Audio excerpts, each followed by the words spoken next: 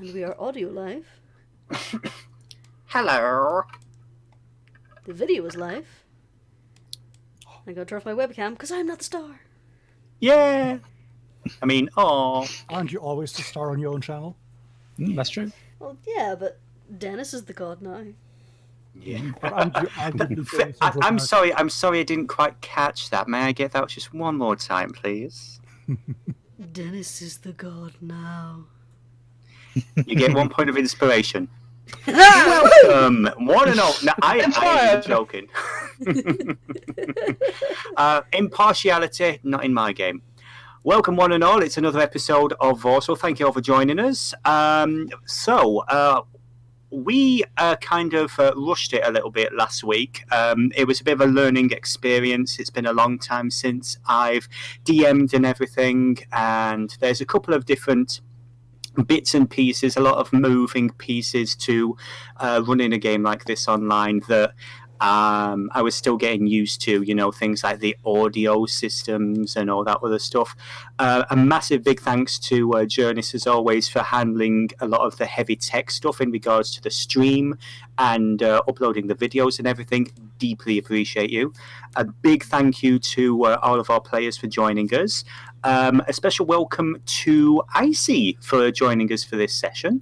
Hope you have fun in this little homebrew world of mine. Unfortunately, one of the players that we did have planned to join us today sadly could not make it at the last moment due to illness. Fingers crossed, we will be having at least one more regular player joining us next week. So we will not be having a courtesy call this week, which is a shame because that would have been a perfect title for what I have planned for you people. But before we begin, since Nicola was so generous and in referring to me as the god,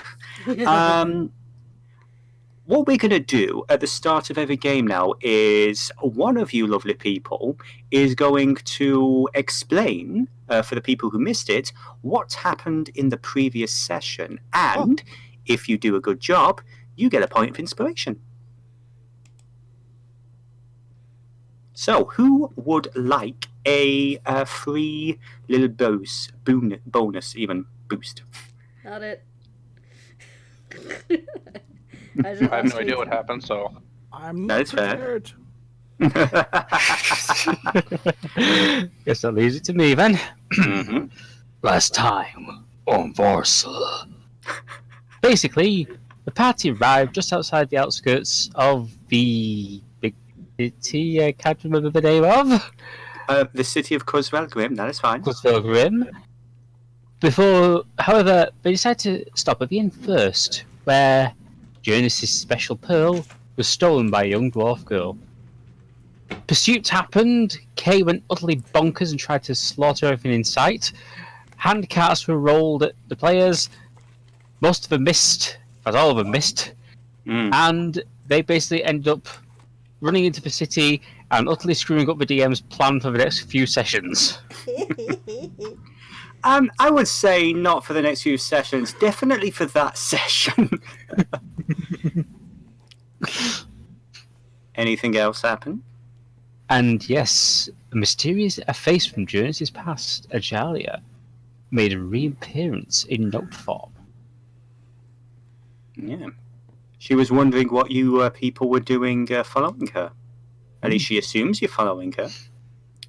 But yeah, well done, Sephi. Give yourself a point of inspiration just for that intro, just for the opening part with the voice. That was magnifique. So, one final thing before we begin the game proper.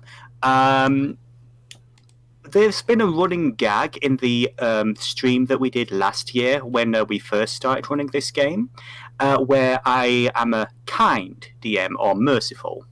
And I figured,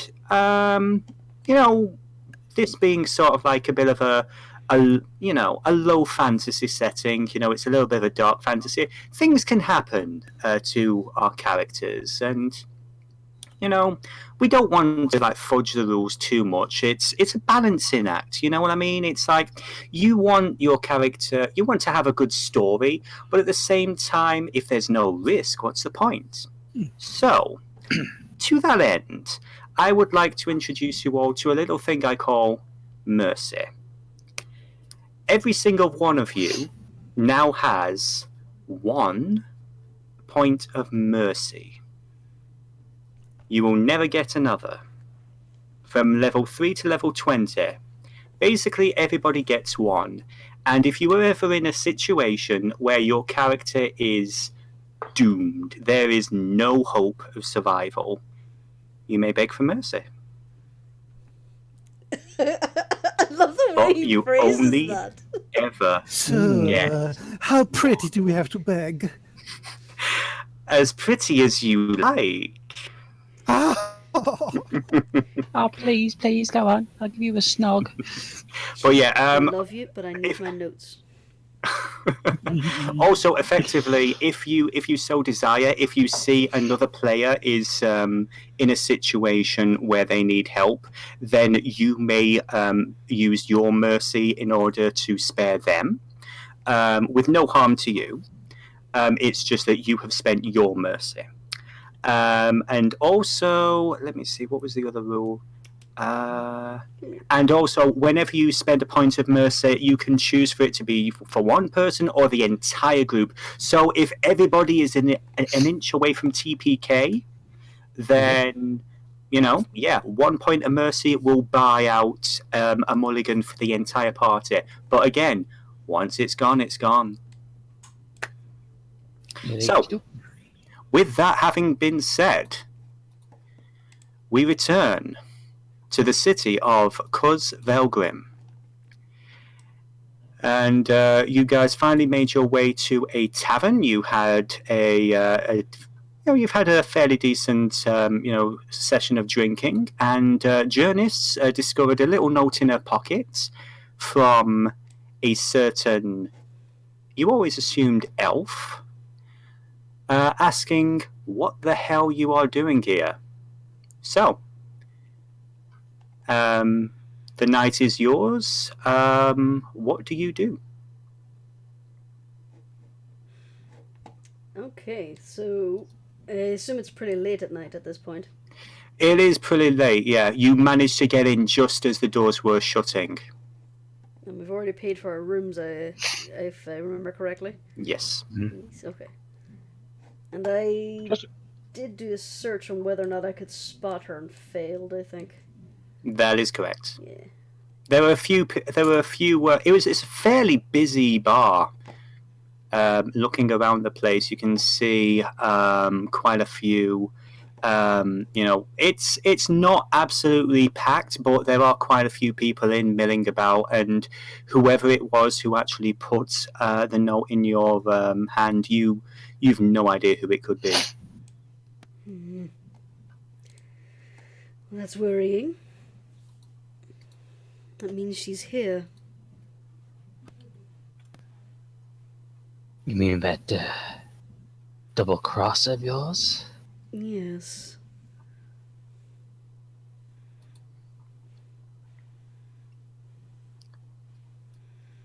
She must have some pretty impressive skills to disappear so totally in this place. To be truly honest, I'm not sure I knew what she was entirely. I would have you both make an intelligence check for me. Intelligence. Oh, I'm completely Just for the fun convinced of that it. she has lied to us. Everything she told me was a lie.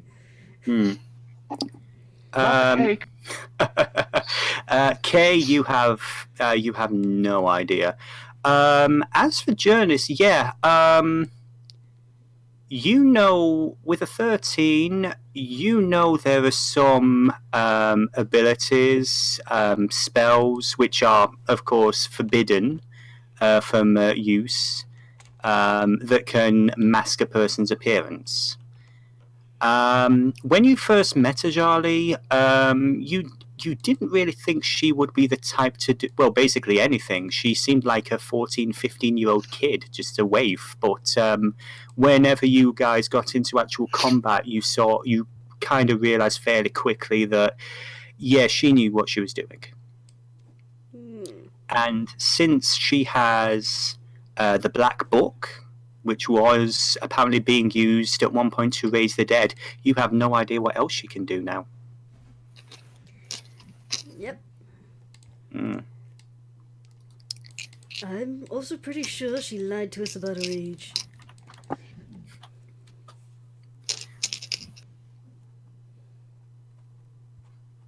Dishonesty is never the way forward. Yes. Why would anyone lie about their age?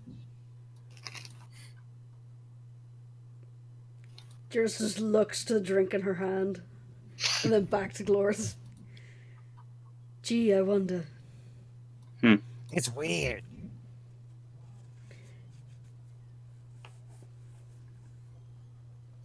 Yes. Let's just say yes. So, Jurnis, are you buying any more drinks or anything? Jurnis has had a lot at this point. Okay. So, yeah, the variant rules that we're using for drinking, how many levels of intoxication would you say she's at now? I think at this point she's around 6. Yeah. So not And enough what to was get your... I 10. see. Okay. Yeah. So, unless there's anything else that you guys wish to do at the tavern? Not really, but Kay does offer to help Jurnis to a room. Aw. I'm perfectly fine, but I do appreciate it. Here's something though. I understand. What precisely is your interest in the Audicus Sanctum? Well, my mother has decided that I'm to be educated in the arts the August Sanctum teaches. And what are In those connection exactly? with by the arts of the assassin, of course. Question, is Kay saying this out loud in the middle of a crowded tavern? He's not broadcasting it, but I'd say he's not broadcasting it, but he's speaking it relatively quiet. Okay. Is probably not something we should discuss here. I'll be honest, I've spent most of my life in Cardia, so I'm not exactly familiar with this world. A lot of people tend to frown on assassination. I'm Because quite it's used a to naughty it. word. I'm quite used to it. Very frequent. When you live in a court, you kind of get used to such intricacies. I see. I think we've had two very different upbringings. We probably have. Is there anything else this sanctum specializes in? Aside from They also teach. your They also teach line. how to avoid people in my line of work. Why do you avoid people in your own line of work? Is that difficult? Well, let's just say that there are people who would like to avoid ending up on the end of a knife. And who better to teach you how to avoid it than someone holding that knife? Which end? In this case, maybe avoiding the pointy end. Oh, that makes sense. That is good tool etiquette. After all, the best way to thief is to have a thief find. Apologies there, Sephi, you kind of cut out a little. Yep. To cure poison. Oh. There's a lot of cutting out there. Sephi has turned into a robot. I was going to say, it's like it was, from my point of view, it sounded like some of the words were going out of order. Yeah, my signal's not brilliant in a minute. Oh, I'm sorry, my dude. Give me a second. Realise why. That's better. Just because he goes, simple poison to cure poison, if you get my drift. So it makes me wonder what Aja has to do with it.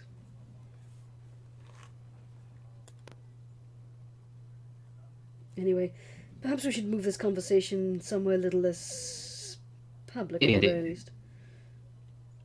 I know where the bathroom is, That was in a different bar, my friend. but I know where it is. Yes, you do. I think I saw one in here too. It's near the doors, but not entirely near because it's 2 doors down. But it's good that it's not 3 doors down, then because we don't have any kryptonite. And also, I think it smells. Jurnis just blinks at him. Alright, Graz, let's go to bed. Yeah, no problem, Red. After you. Good night, ladies.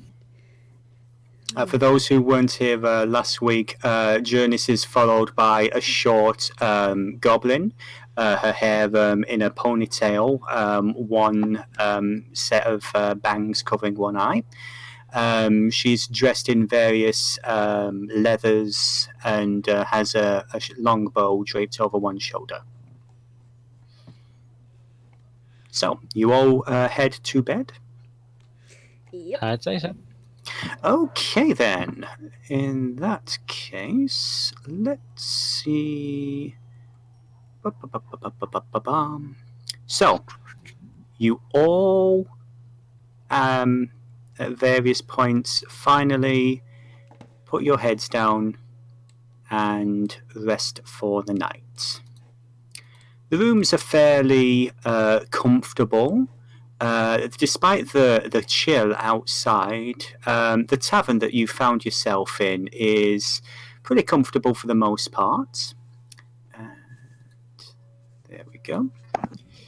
And as each of you heads down for the night, I would say, Kay, as you're drifting off, you start to dream about home, about the lair of the 9 hells you are from, the sweet, cold chill of the air. And as you concentrate on it, you hear a familiar voice. Okay, my darling. Yes, Okay. Mama. I'm here, Mother, I'm here. Ah, there's my little angel. And you open your eyes, and before you, you see the image of your mother, who is on the wrong layer. There we go. Trying to be creative. Your mother, Prisvale, the ice devil. Well, how's my little soldier doing? I'm having a wonderful time, Mother. I had to apologize. I nearly got some souls for you earlier, but, well, I kind of had to rein myself in. Yeah, my dear, about that. I remember what I told you about the little present I gave you. She gestures to the sword that you have by the bed. Oh, yes, Mama. Yes. That you could consider that an extension of my my presence. What that sword sees, I see. What it hears, I hear. It's one of the reasons I wanted you to keep it with you at all times, so I know my precious boy is safe. I understand this is your first time wandering around in a world such as this. I admit I didn't properly prepare you for it. I admit I have been a bit of a bad mother to you. Oh, no, Mama, you've always been good to me. Oh, you're too kind, but No. I really should have explained myself a little better. The city you're in is very special. Out of all the different worlds out there, I sent you to this one for a reason. There's been whispers, you see, something big on that world.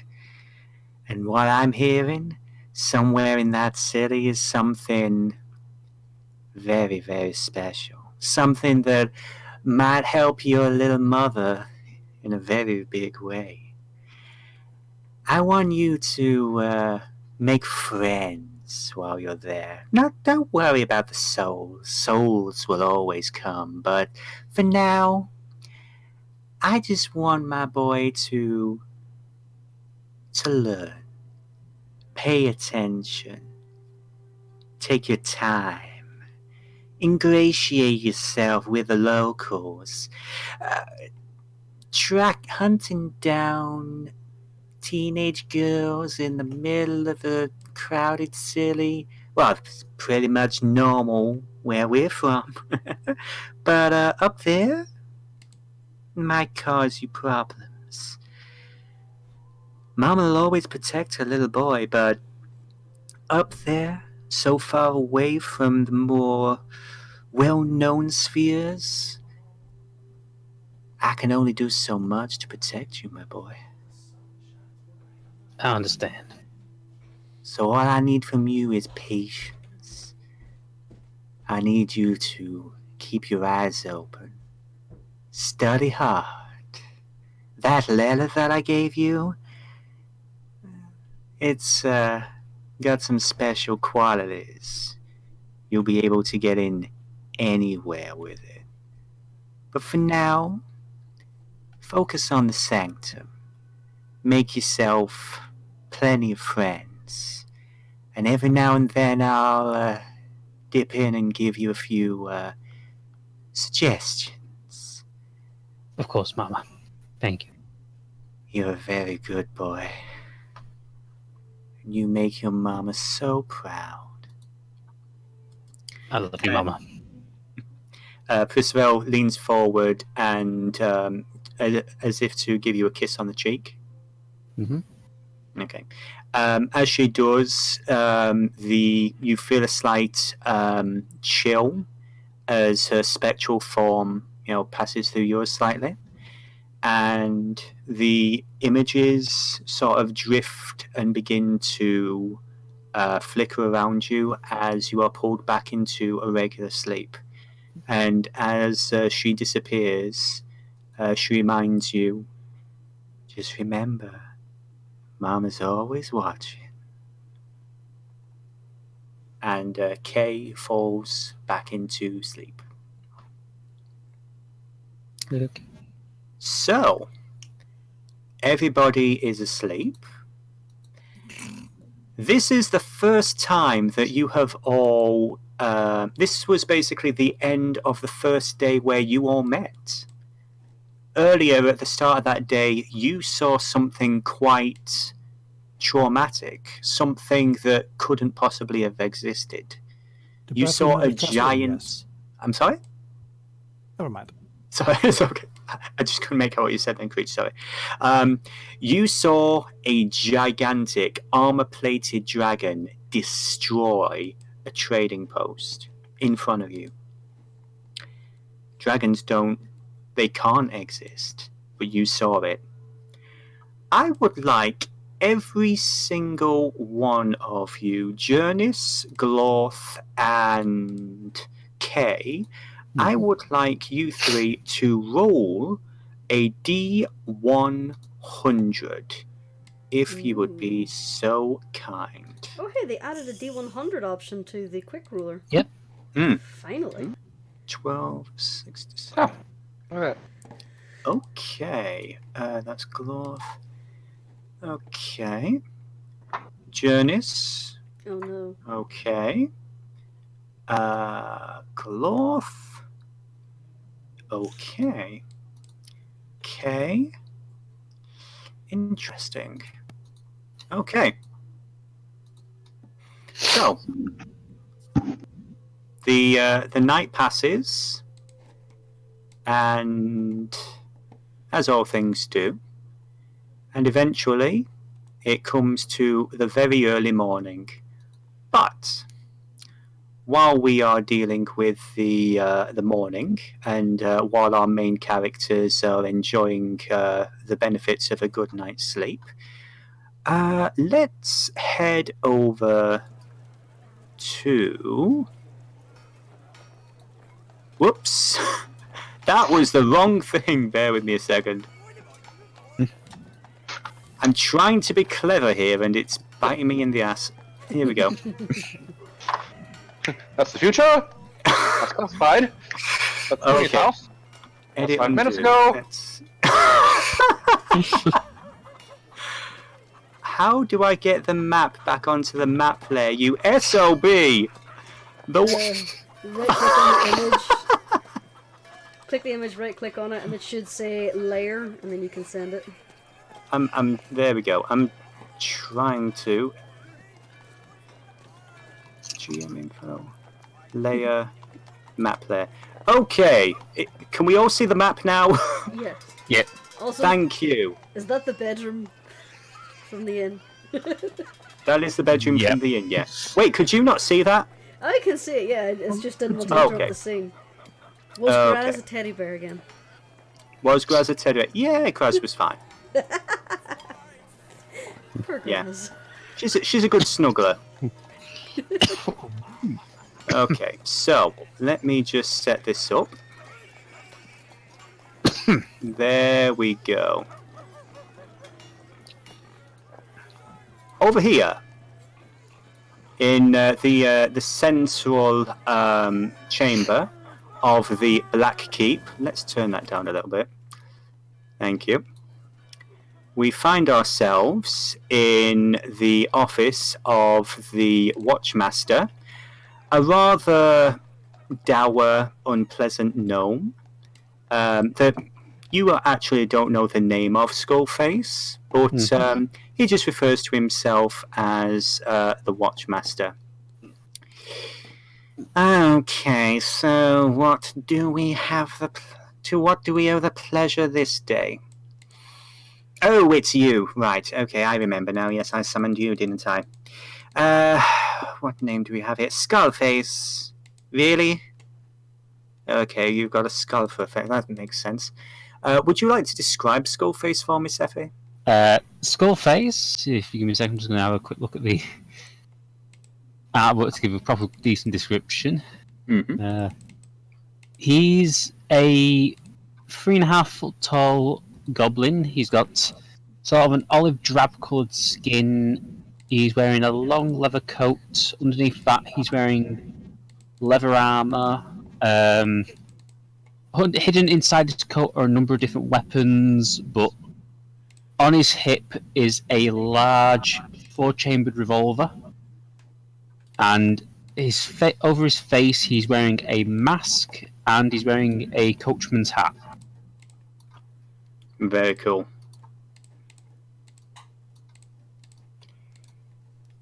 So, the gnome that you see before you, he's, as I say, he's a fairly dour-looking individual.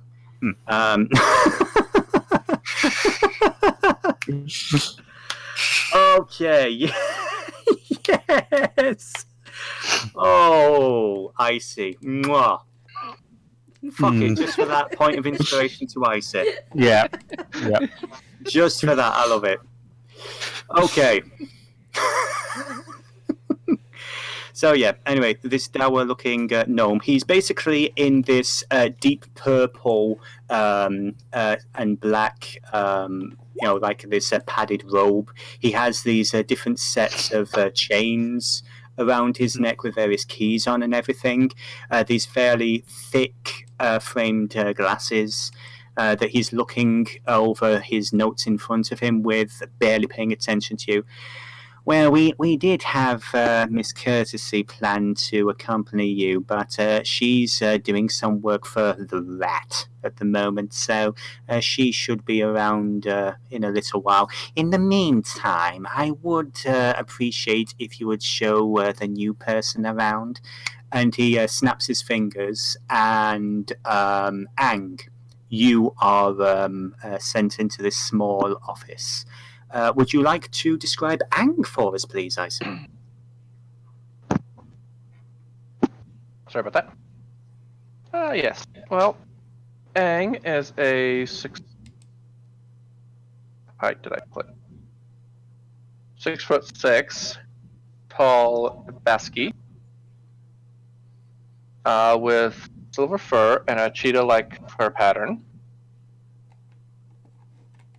who has trained in the ways of the monk ever since he was born.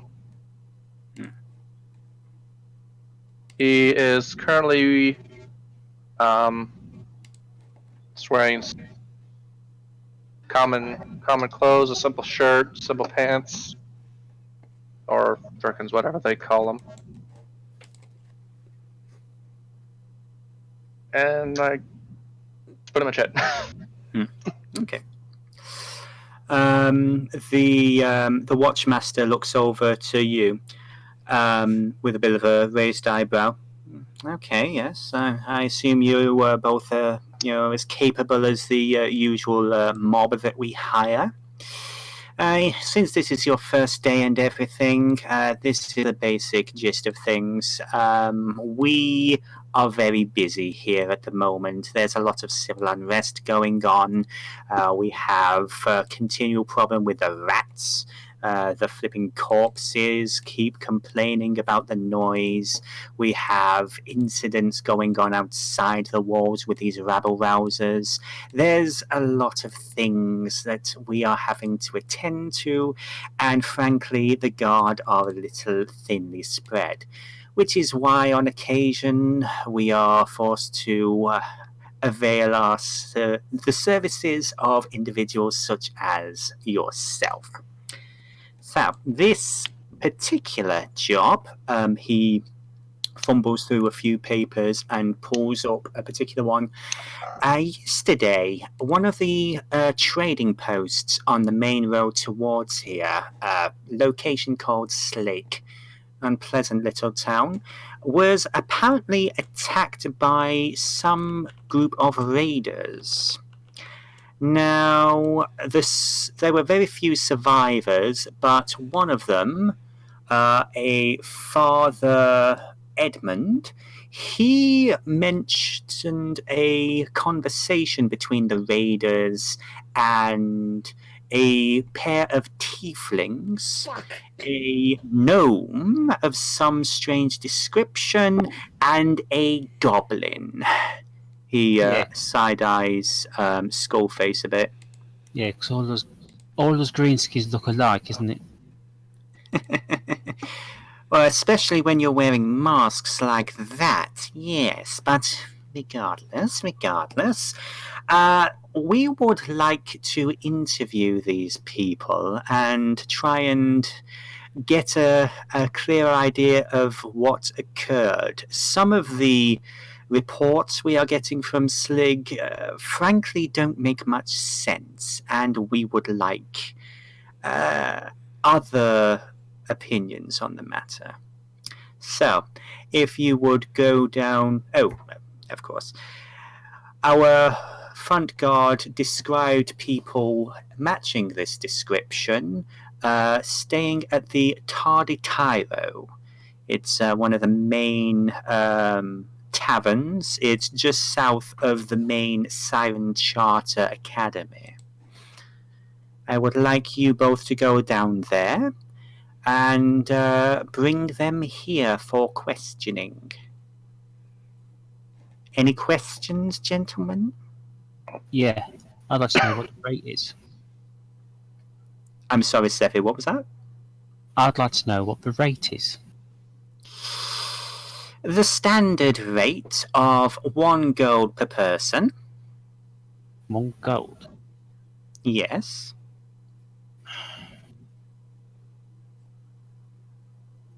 One Are gold your, is... are your bosses just taking the rise or something? I am the Watchmaster. My only boss is the Plenum.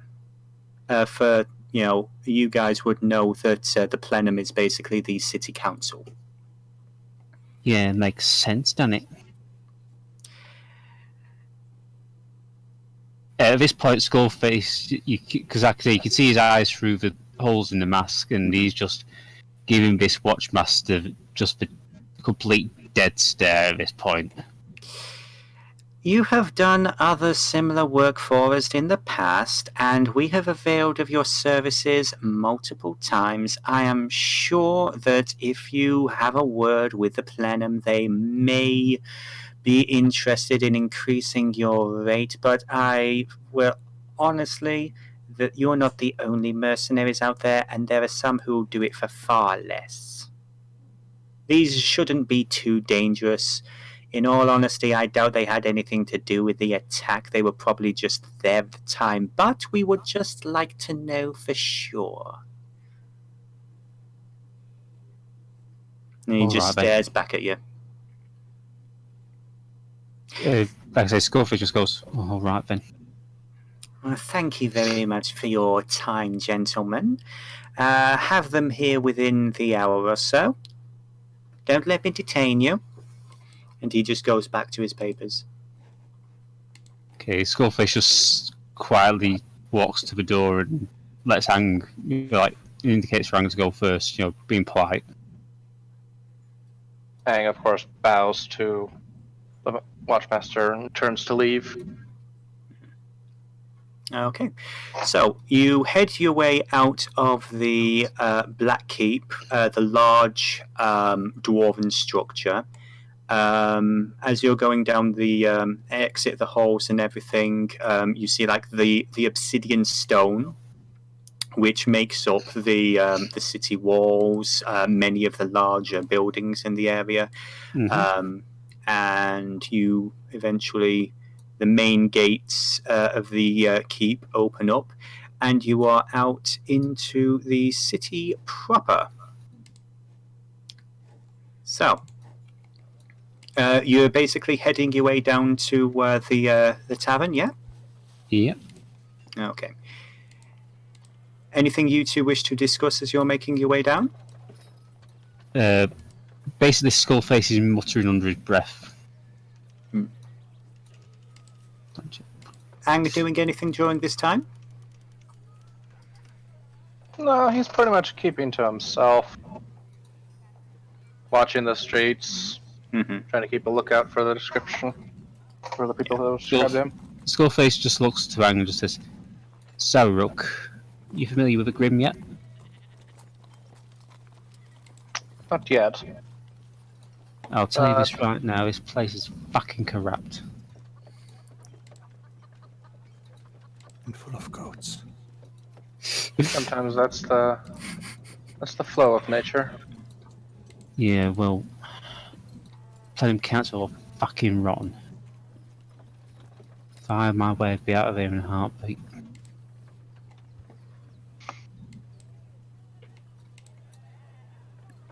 I've got reasons to stay here until I've sorted them out. I ain't got no help in getting out of here.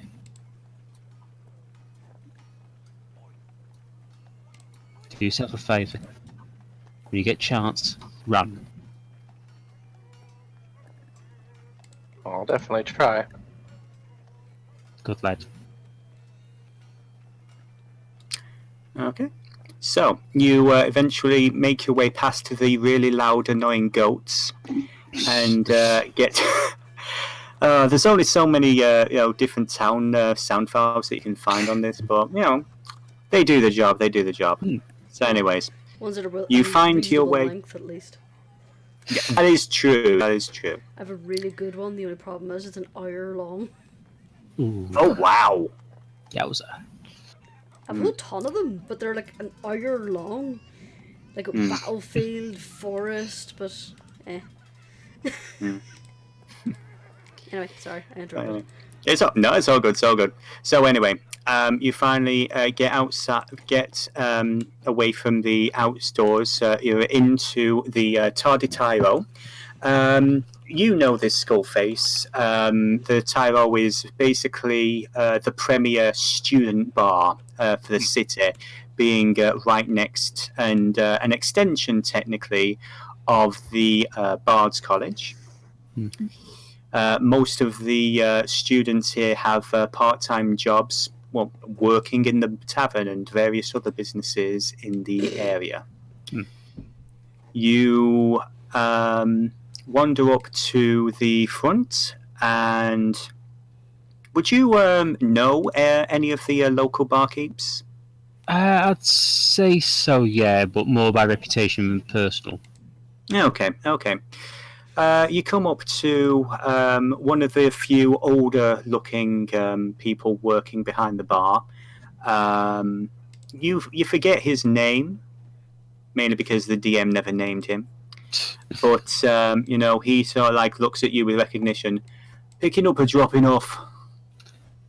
Well, we're looking for information right now. Okay, well, we can always do that. It's what we were here for. So what can I help you with, my friend? Been a bit of a bust up further south. Guess you've heard. South? South where? Slig. Oh, no. Actually, no, yeah. Some people were whispering something. We didn't actually hear too much about that one. A lot of the different, the usual channels and everything that we get out there have gone really quiet. Yeah, well, Slig ain't there no more. You are? Gone. Only about a handful of survivors. Oh dear, what the heck happened? Dunno, but something big and nasty made its way through there. Oh shit, okay. I'll put my feelers out, see what I can do about that. Yeah, See if I can find anything. Cheers for the tip. Where did you hear that? I'm assuming your bosses. Yeah. Yeah. Bastards. And he spits in the corner. So is there anything else I can do for you? Yeah, we heard. Word is that there was a couple of tieflings involved. They saw what happened. Interesting. Do you have any description of these tieflings?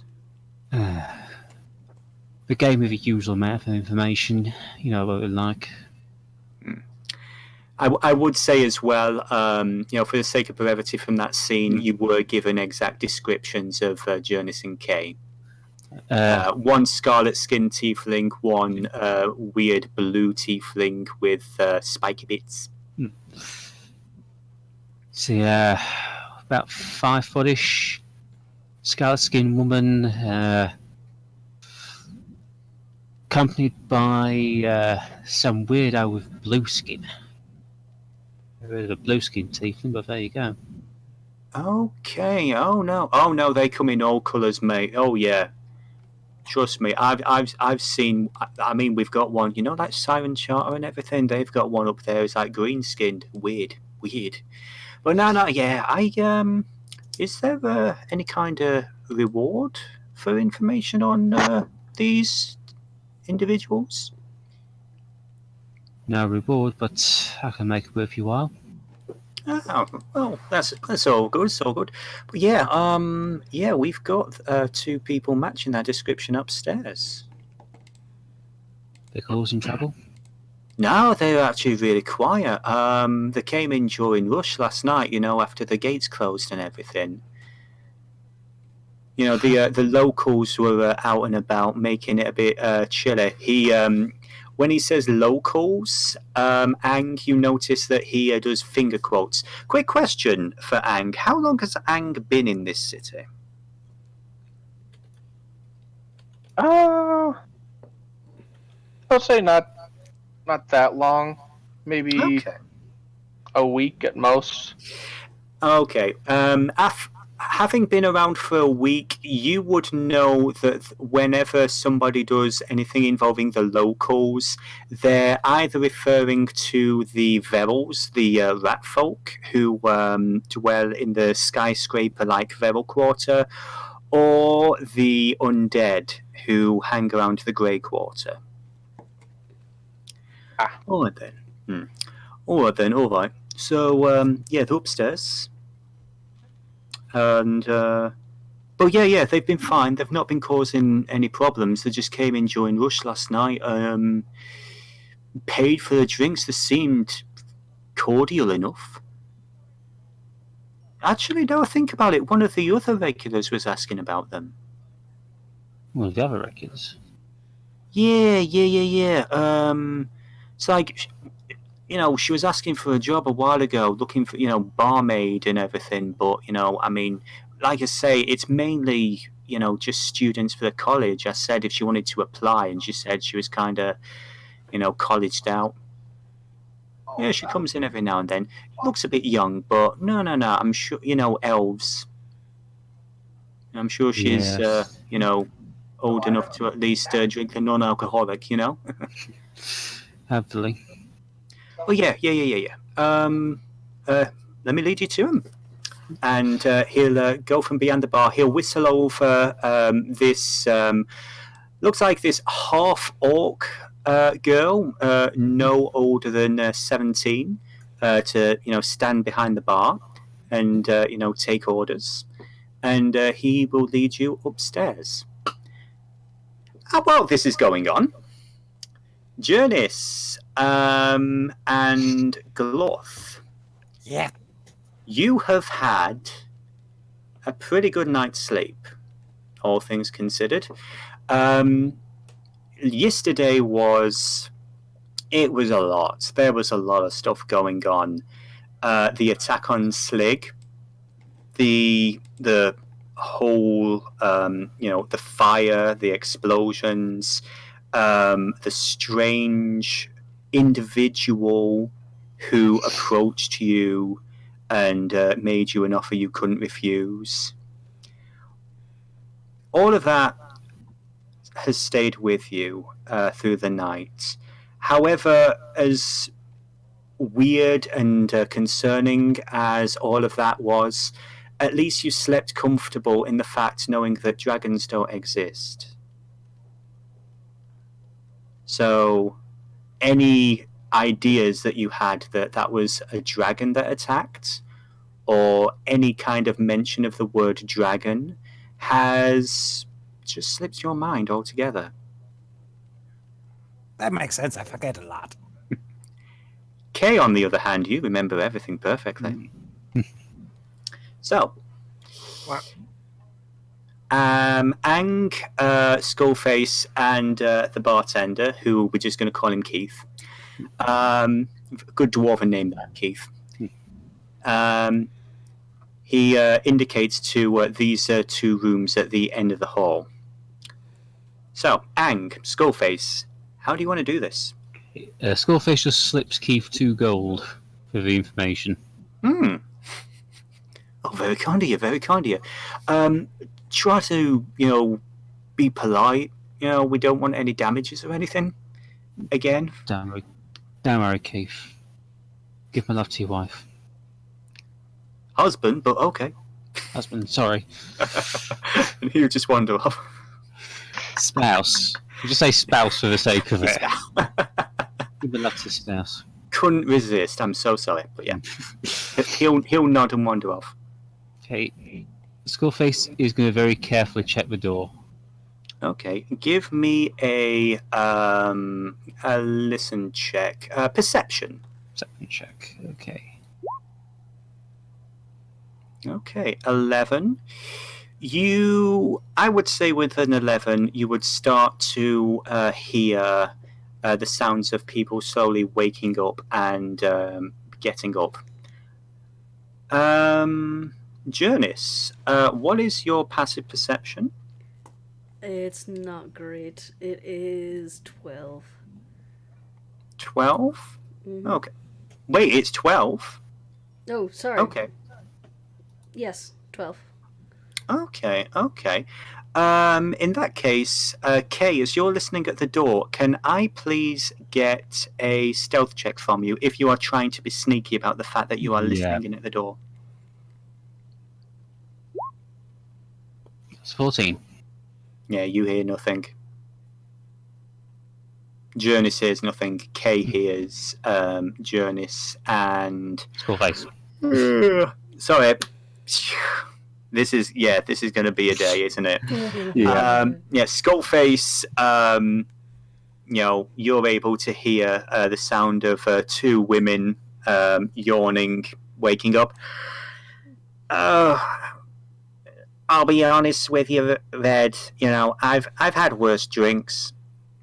Not too bad. I've had better though. I Okay. think I agree with you. Skullface. Oh shit! Sorry about that. It's just a nervous habit when I sleep. I just tend to cuddle onto things. Skullface. I would say before you ruin this tender moment, I would say that you notice, Jurnis, that Graz kind of her skin goes a bit darker yellow green around the cheeks. I don't remember complaining. And she just goes back to getting her gear. Skullface hear this going on. You can. Okay. Yeah. Unrelated to this conversation, Skullface takes out a polished... He's basically got like a polished dagger, sort of, and slowly slides it under the door to try and see what's inside the room. Okay, I would say... Right, do we do another perception check for that? Give me a sleight of hand. Sleight of hand. Okay. Yeah, sleight of hand. Let's mix it up a bit. Oh, God. Well, you try to... because you've done this a few times. You try to get it under the door, but then you realise, oh shit, they've got really thick carpet. And there's there's no way of getting anything, it just scrapes across the bottom of the door. I wouldn't say... Yeah, actually, I will say. Jurnis, just give me a quick perception check. Okay. And Graz is actually going to do the same. Well, okay. So... Jurnis, you don't hear anything, but you notice Graz suddenly tense up, her ears twitch, and she just sort of looks over to the door, alarmed slightly. Someone over there. She gestures to the door as she steps behind the bed. Ooh, okay then. Skullface just quietly himself and goes, shit, fuck. Was that you trying to scuttle away, or was that you just mouthing quietly? No, just mouthing quietly. Okay.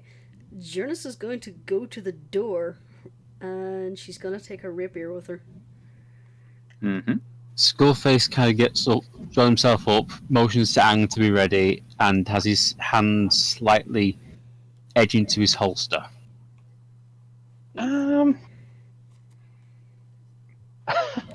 I have a cool idea, but I'm not gonna do it. No, you're doing it. Do it, go for it. Okay, so Aang is going to... How big are the hallways here? I would say you're talking at least 5 foot wide. So like a square wide here, if this were on a battle map. Something like that. Okay, so being his size, Aang is going to kind of up the wall and spy style hold himself between the two walls above the door. Yes, give me a athletics. Acrobatics. Would we say this is athletics or acrobatics? It would be acrobatics because Acrobatics, he's basically yeah. trying to kickflip off the wall and get up there. Yeah. Come on, give us some of that parkour shit. Yes! Not Nice. a problem. Like a ninja. Fucking monks. Yeah. Okay. In the meantime, Jurnis is going to open the door ever so slightly and keep most of her body hidden behind the door. Mm-hmm. So she's like hiding the rapier behind her back. Mm-hmm. Is anyone out there? Skullface is just stood staring at the crack in the door. Well, I think that's now obvious, isn't it? Can I So, help Jurnis, you? I was going to say you were now like face to face through the crack in the door with basically this short, potentially goblinoid character wearing a skull face, staring at you. Just to give that image some context. Can I help you? Yeah, I'm looking for a pair of tieflings. Any particular reason? Been down south recently. That's where I came from.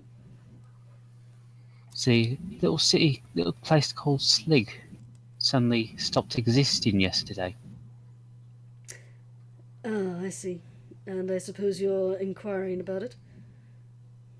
Yeah, Watchmaster wants to have a few words, try and find out what happened. I suppose that makes sense. Tell you what, give me a moment to get dressed, and I'll join you downstairs with my companions. Alright. Close the Skullface relaxes and takes his hand away from his holster. Is there a window in this room? I don't know. No, I'm joking. Well, funny you should say that. You see Graz half out of the window already, and she's just miming at you like. Come on, come on, come on, come on, come on. They know what we look like. Graz looks around a little bit, snaps her fingers, and she is going to do something you have never seen before. She is going to use Disguise Self. Ooh. Yeah. Again, you know, being a local in, well, you're not from this area, but just in the general region and everything, you know such magic is pretty much outlawed. But considering her background and everything, not really an issue for her. Say, meanwhile, outside, Aang is looking down at Skullface, Skullface whispering to them, "They're going to escape."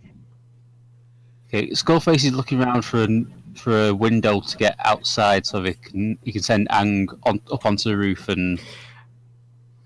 Okay, the location you're in at the moment is you're basically on like a first floor corridor. On either side of you are doors for different rooms. If you were to go back round the corner, that would be where the stairs are, where you went up. There is a window there, which basically would loop around the corner of the room where Jurnis and Graz are currently in. Rook, go out that window, up on the roof, and make your way towards their window. Aang nods and starts making his way there, dropping down from the ceiling with his cat-like agility, and running around that way. Okay, give me another athletics check, please. Acrobatics, sorry. Acrobatics. Come on. Pick up. Yeah. Not a problem. You're able to do... It looks pretty cool. Unfortunately, nobody's like looking up to see it this early in the morning and everything, but you feel pretty confident you got this. Okay, so meanwhile, Graz is looking a little bit squirrely. Graz currently looks like a short gnomish girl, basically fairly similar in terms of general facial feature arrangement, just not without the usual goblinoid features. I tell you what, I've got a plan. It's okay. I'll follow you guys. Yes, it's a good idea.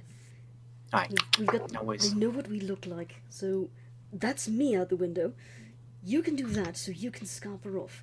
If you can try and meet us Okay. back here, I'll try and talk us out of whatever issue we're in. If I can control K. Now go. Yeah, good luck with that, Red. No joke, seriously. First chance you get, ditch 'em. Ah, no shit. All right. Go quick before they catch you. Okay, so I take it he didn't see Graz hiding behind the door, did he? No. no. Okay, so Graz goes for the window, and she is going to. This is completely messed up her plan. There we go. Where is acrobatics? Ha! Okay. Yeah. So she basically starts, she tries. I was going to say Ang by this point. You see this small gnomish girl start scrabbling her way out of the room. Out of the window where you expected the tiefling to come out of. She's trying to reach for the pipe, the drainage pipe, to slide down. But her arms are too short, and she's just like, oh, fuck. She kind of looks, it's only like 2 floors up, but she's like, nah, fuck that. And she goes back in the window. It's fine. You had some company, okay? I hired company. It's fine. Would you believe that was the excuse I was going to go for? That'll do. Okay.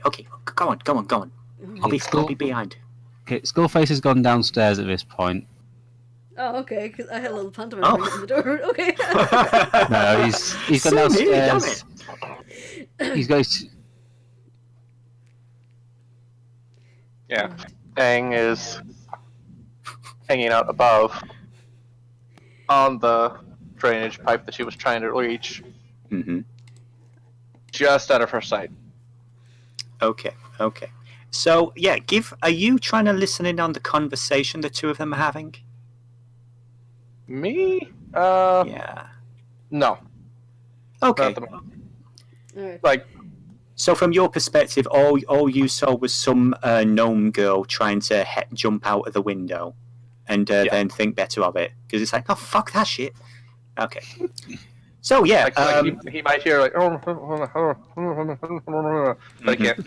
He's not thoroughly listening. Alright. Okay. Before I go and knock on Kay and Gloth's door, I'm going to give Graz 2 gold coins and say, walk downstairs, past that guy, juggling these and looking happy with yourself. Well, it's not my first rodeo, Ed, but okay. She winks, and she'll do exactly that. I'll want that back later. Anyway. I'm sure you would. I'm sure you do. Alright, I go and knock on the other guy's door.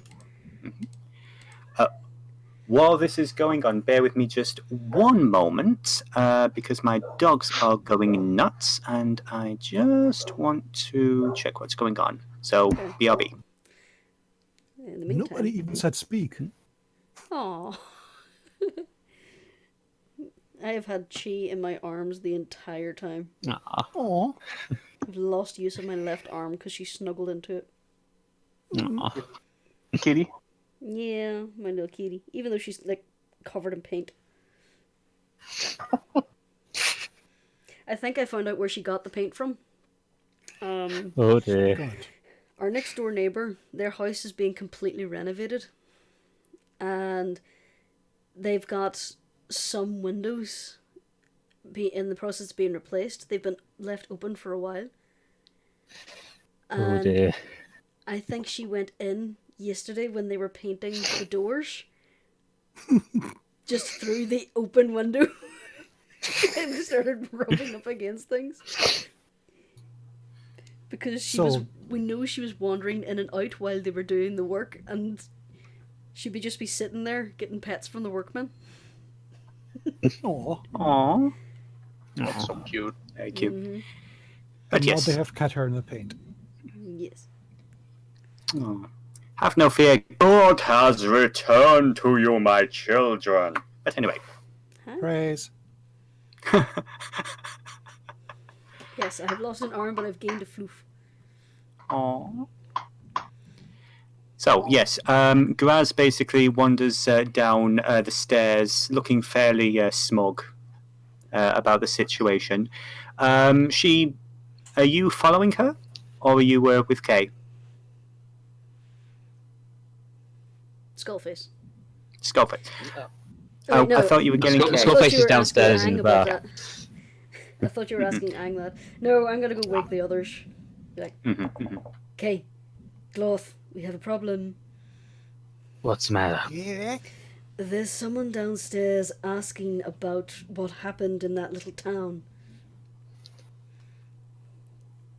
Well, there was something of a ruckus there. It makes sense they'd want to investigate. Yes. So, I sat on a hat. Yes, you did, Gloth. I just absentmindedly pat Gloth on the head. So they would be asking us some questions. We didn't do anything wrong. We have nothing to hide. Let's leave it at that, shall we? Very well. Graz wanted to run off, but apparently he has you and I's description. 2 tieflings. I don't know if they mentioned Gloth or Graz, but we'll find out, won't we? Let's go then. If you say they just want to talk to us, I don't see any problem with that. Yes, well, and some people of authority, when they want to talk, is not usually what they actually want. It's just be on your guard. Very well. Okay. And Glove tries to climb on her head again. No, Gloth. Down. Get off. You set me on my guard. I'm not your... That's not what the... Aww. Oh my god. Let's just come downstairs with me. Let go of my tail. Why, it's warm. Just snatch my tail off the gnome. I love this character. Yeah, same. So at this point, Skullface, as you're waiting at the bottom of the stairs for the group, you see this really... I'm sorry? Because he's kind of sat at a table, he's got his mask pulled up slightly, and he's got a cigar. Mm-hmm. And he's sort of playing with a pocket watch. Okay. Is he actively watching the stairway, or is his attention on the watch? It's sort of flicking between the two. Okay. You notice like somebody, one of the other patrons from the tavern, wanders past down the stairs, but not someone you are interested in, jingling a few coins. And I assume eventually the rest of you would join him down there? Mm-hmm. Okay. Ang, what are you doing? Well, seeing as he no longer hears anybody in the room, he has dropped down to the ground and skirted his way to the front door, and is waiting outside, Okay. peeking in to keep an eye on them. Okay. I would say that as you're about to peek in, the door opens and the gnome that you saw trying to jump out of the window earlier steps out of the tavern and looks at you with minor interest and walks to the opposite side of the street and stands waiting.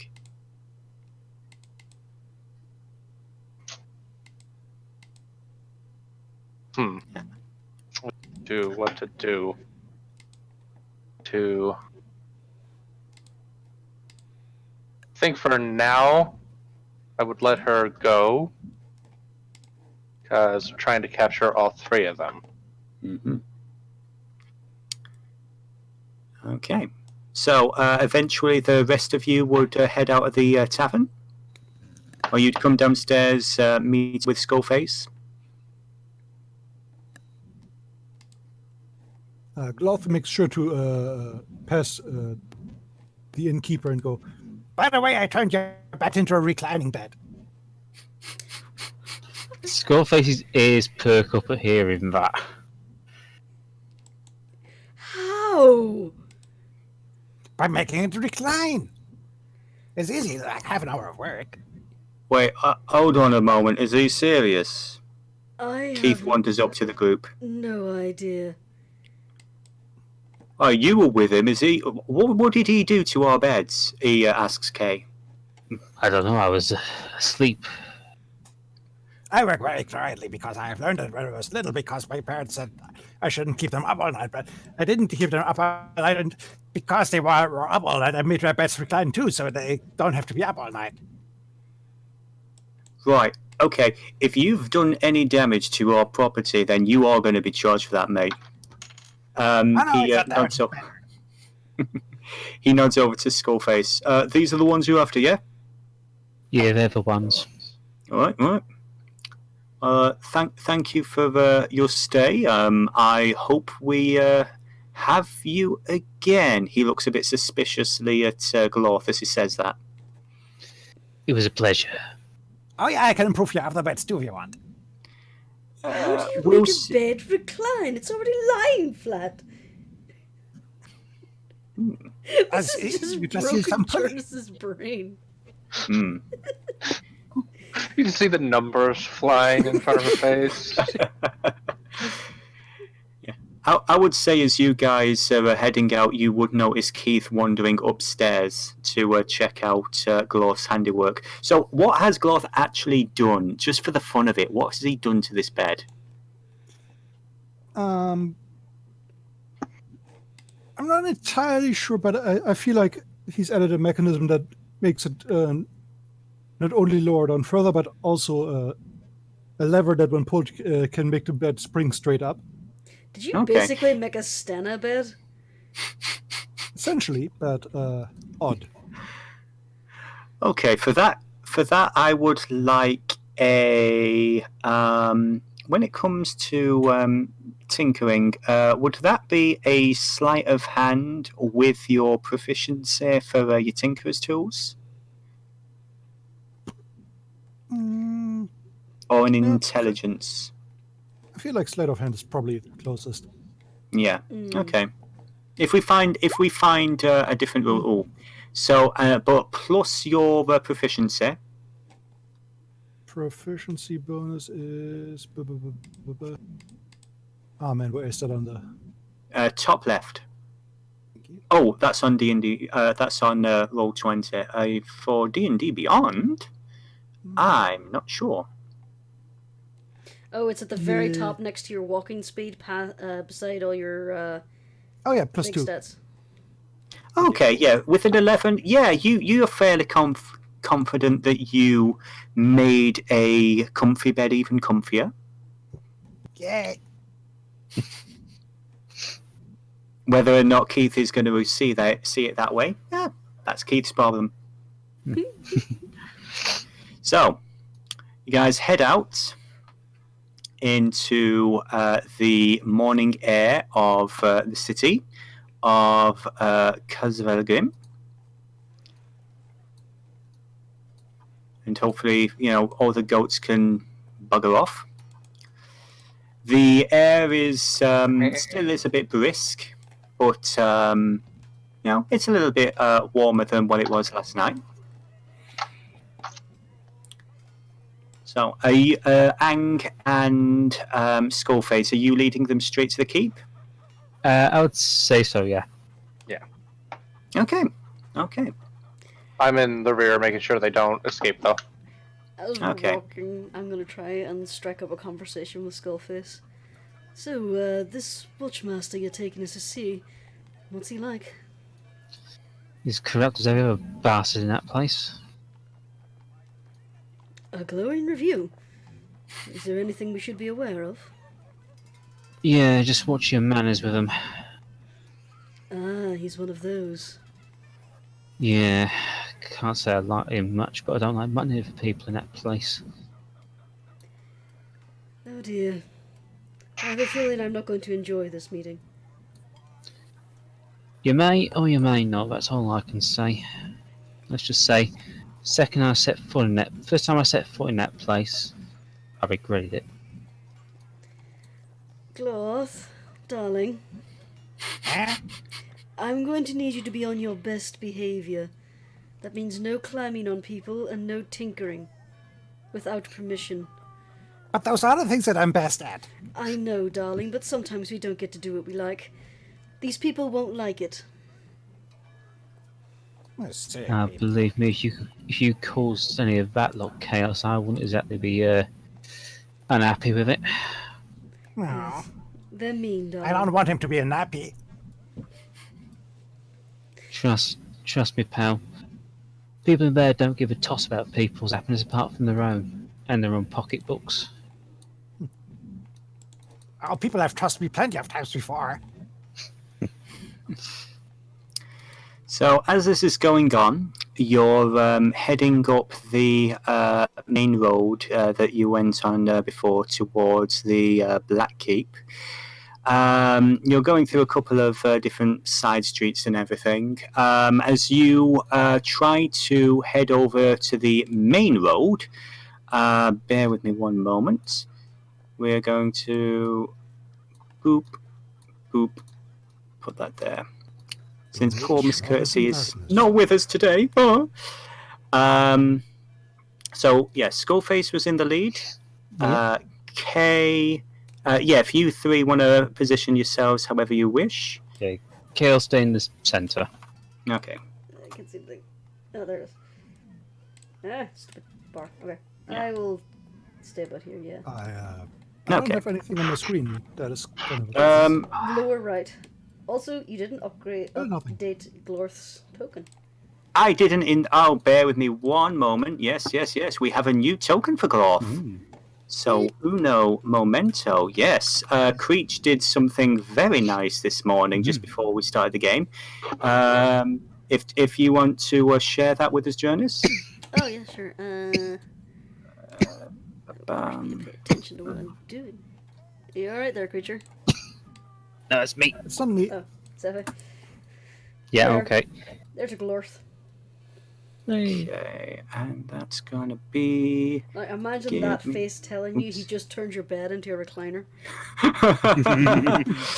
Yeah, that's a cause for concern. And he has sides. Okay, there you go. There we Creech, you should be Now I see it. Thank you. up and running. Okay. So yeah, basically, the way the streets around here work is you're basically trying to head up north. You just have to pass through this bit of a market district. The main road is clogged at the moment, so cutting through the side streets is going to be easier. So as you guys are heading up here, I would say that you see this conversation taking place. One of the city guard, short dwarven woman, black armor with a purple sash, is basically chewing out this tall, thin, elven-looking man with what look like priest robes. Look, I've told you 1,000 times, you cannot be spreading this stuff around. You know, you've been told all about this, and she'll lean forward and she snatches these flyers, these sheets of paper that he's been carrying around with him. He looks fairly indignant about it. This is the whole reason we are here. I have no idea what voice I'm doing for this character. This is part of our faith, and if you want that, listen, like, outside the walls you can practice whatever you like. In here we've got rules, so you either follow the rules or you get going. And she'll just pocket the flyers, and this dude is just, what is happening down there, Gloth? You're getting into character. Yeah, glove just being glove. Yeah.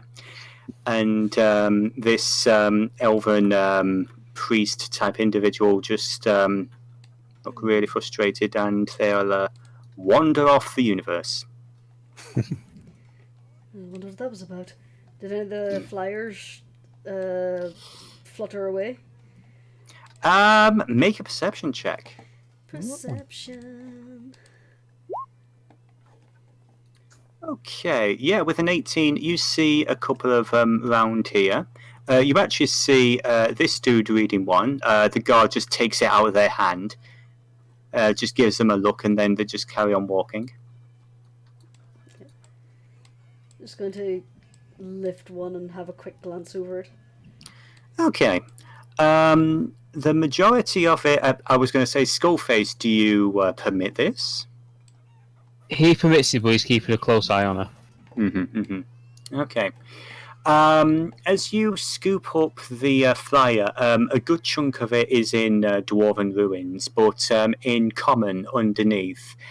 It's referring to a holy pilgrimage, the faith of Kalivig, a religion you are actually familiar with, Jurnis. It is from your homeland of the Coalition to the west. Not something you follow, but it's fairly popular over there. You're not too sure what people... dominant religion of my hometown? Yes, actually. Then Jurnis immediately has a distaste for it. I never even thought about that. Awesome. Interesting. But yeah, basically, it's talking about trying to build up funds and awareness for a grand holy pilgrimage to the promised land of Nelayal. I would like Jurnis to give me, since she is a bard, I would like you to give me a history check with disadvantage. Skullface, are you reading this over her shoulder? Yeah, I'm reading through it. Or under her elbow, technically, because of the height. Yeah. Since you've been living here for about a year or so, I would say a history check with advantage. Okay, 1 second. Yeah. With a 9, I'm afraid the name, you've heard a bunch of different legends and everything, but it's not doing it for you. K, also your best was a 9. The name doesn't. It sounds familiar, but all these names just sound made up at the end of the day. Jurnis is just gonna fold over the flyer and then tear it and toss it to the ground. What utter rubbish. You telling me there's such a thing as a god's fate? Bloody yeah, that's for certain. So, as you guys are moving along, you probably want to be heading to the left in this direction, and then you would be heading north in order to get through the houses. Okay. So this pisses off the guards, aren't exactly against it. Yes, well, not exactly a god I agree with, to be honest. Anyway, okay. Oh god, where's Gloth? I was going to say, Ang, are you, Ang, you're behind this group. Genuinely surprised Glorth hasn't been more fascinated with the cat. Gloth is more of a dog person, in that he is a lot like a dog. Interesting. There we go. Saving time. Yeah. As you are wandering down the street, you see various traders, dwarves, some humans, the occasional elf, a lot of halflings, a lot of gnomes. It's the general morning market. As you get to around this point, I would like you all to stop for a moment. Jurnis, give me a perception check. And again, I would say Jurnis, Kay, and Glorth. Give me perception with advantage. And let's see. So yeah, where was yours? Now yours was a 20. Okay, yeah, 21. So Jurnis, out of all the crowd and everything, you spot this girl over here, busy eating an apple, leaning up against the barrels. You notice, first of all, a piece of red cloth dangling out of her pocket. And second of all, you recognise her as the little bitch who tried to steal your pearl necklace yesterday. There's that little thief.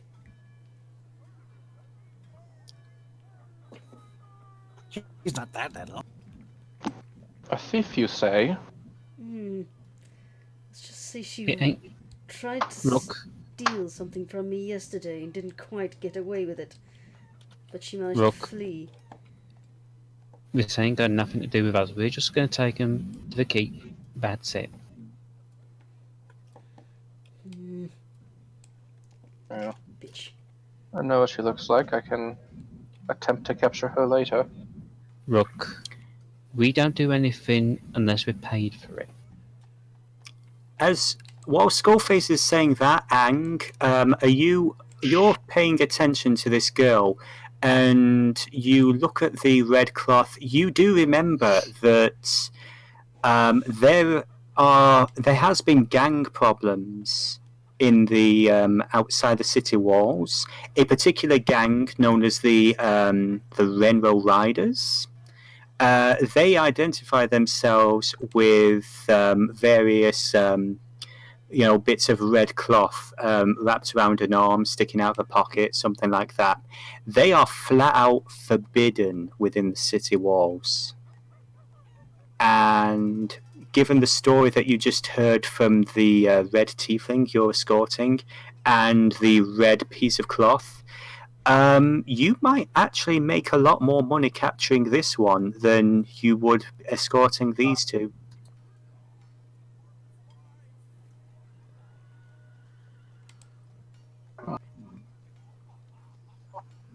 Now you say we only chase people we are paid to, but if she's a thief, we could turn in a pretty penny if we turned her in as well. Skullface just kind of looks. He's just got this look on his face, and he's just. Look. This job doesn't pay much. This job isn't going to pay as much, but. There's more important things than what we're getting paid, okay? Well, if you intend to catch her, I'll gladly help. The little bitch deserves it. And I'm sure Kay would be interested in getting a punch or two in. I would be interested in seeing her apprehended, if that's what you mean.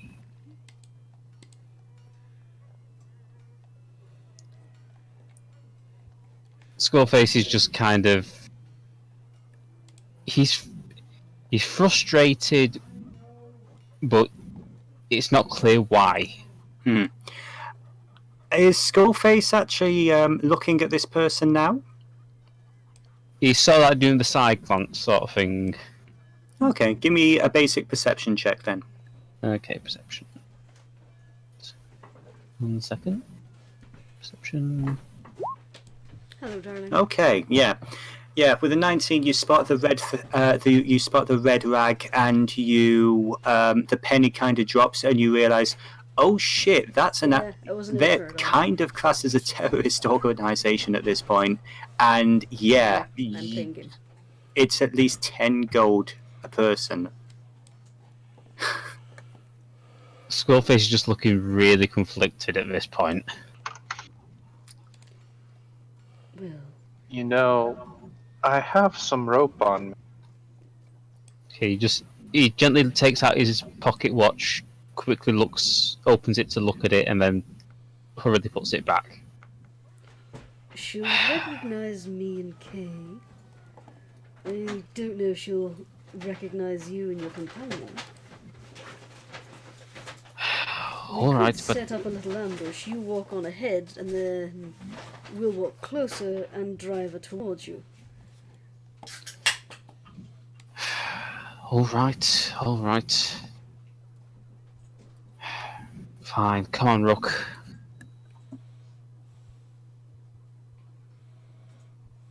Skullfish just makes his way past Jurnis and makes his way through the Okay. crowd. So, That was really easy to convince him to do that. If we really wanted, we could now run in the other direction. Skullface kind of already has his hand on his holster just in case at this point. I would say, as you get close enough with your passive perception and everything, you'll notice that while this girl's toying around with an apple, she hasn't taken a single bite of it, and she's been side-eyeing your group this entire time.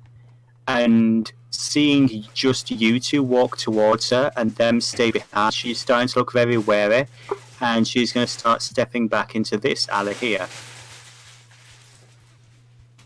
Skullfish just motions for Ang to stay there and, if need be, get the others to come and assist. Yeah, I'm starting to move forward with her moving out of the way. I would say at this point, why don't we just roll initiative? Yep. Alrighty then. Yes. Okay. Gonna bring up the turn Now order comes before we do that. Yes, it'd be an idea if I did that. I apologise. Let's get Whoa, ignore that. It's okay, you know. What? Ooh, Or what? look. I didn't see anything. Yeah. You saw nothing, and I there. saw everything. No, I didn't. Oh, bloody hell, what's happened to the turn order? Everything. Yeah, apologies. You're going to have to click. Let's see. Who we have you done a turn for Skullface yet? Yeah, this is Skullface first, and registered Oh. Kane. Cleared Let me it. just add a turn, and you can manually adjust your number. Mm-hmm. Okay, give me a second. I need to get Skullface. Okay. Anybody else already rolled? Yep, Yep. Yeah. me and Glorth.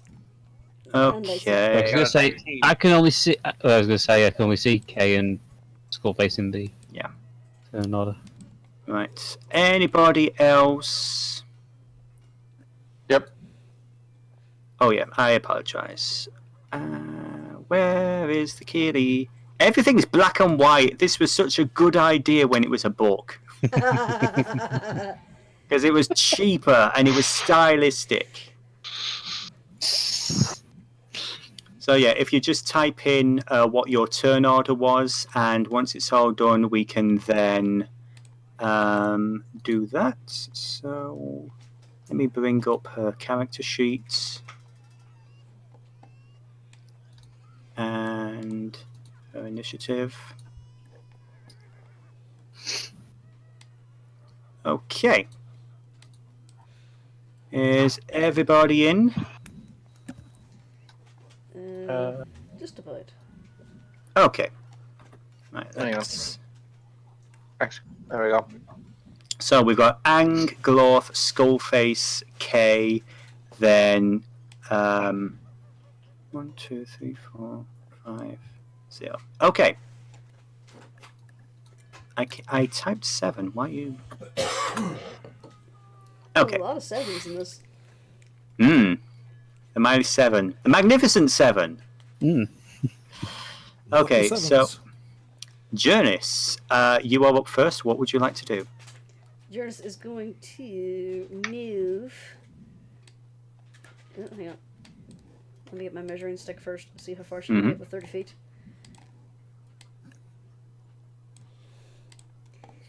Alright. Let's see if it will work this time. Let's see if I can get her to hold still. Okay, they need to make a wisdom saving throw. Okay, what kind of wisdom saving? What is the DC? 13. She beats it. Fuck! Again, Why you do I hold even out. have this spell? Question: Did you just yell? Why do you have this spell in public? That was more of a mutter to myself. Okay, no problem. Anything else? Nope. Okay, Ang, you're up. Okay, give me a second. Okay, just to clarify, this is not my movement. I just trying to see around the corner, so I can measure. Actually, never mind. If you just click and drag your character around, it doesn't move them until you drop it. So you can... Okay. So, Aang actually has an unarmored moving speed of 30. Mhm. And considering he's only wearing common clothes, he's going to bolt around the corner here Mhm. and attempt to tackle her. Okay. Ooh. Okay then. I would like you to give me a strength check to attempt to grapple her. Of course. I I knew I should have put that 14 in my strength. She is well. Okay, interesting. Basically, this cheetah darts around the corner, pretty much leaps over Skullface, and just barrels into this dwarven girl. You actually do manage. She rolled a 6, so you do actually have her grappled now. You see her trying to get away. She's like, "Ah, get the fuck off me, fucking furry! What the fuck is this?" At that point, this guy here, who was waiting for you all to get past, realizes, oh shit, his friend is in danger, and he is going to pull out. Well, it's not quite his turn yet. Groth, what are you going to do? Oh, Ang, is that the end of your turn, by the way? The way he phrased that has me Yeah, give me worried. 1 second. I forgot all my shit. Oh no. Play close. Yeah, that's gonna be it. Not a problem. Okay then. So Glorth, you are up next. You saw the cat person basically leap around the corner, and basically you're kind of like you're just on your own at the moment. You're playing around a well. Creature, you put Glorth on a well. I know. Do you know how much restraint I'm showing to not have you roll a dexterity save? Just for the fun of it. I mean, you could. I wouldn't complain, to be fair. Consider he was clambering on the Sure, statue why a not? few Just for the moments fun of ago. it. Okay. Oh no. Yeah, you're fine. Okay. Yeah. So Gloth launches himself off from the well, and I think he's going to clamber up on these barrels. Okay. And do I still have movement? I feel like he could make the jump onto that cart, It's 10 if feet. that's a lot.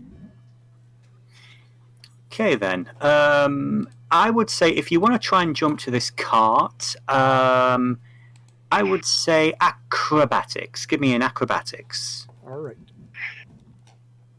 It's technically outside your... That's not right. Yeah, I would say you would only get this far. You'd stumble, and you basically face plant between these two guys. It wasn't a 1, so I'm not going to give you bludgeoning damage or anything. But you are currently prone. Hello, cobblestones. Just for the hell of it, give me a... What is Glorth's passive perception again? That's 11. 11. Give me an intelligence check real fast. Intelligence going down. Oh, up there. 10. I'd say that's enough.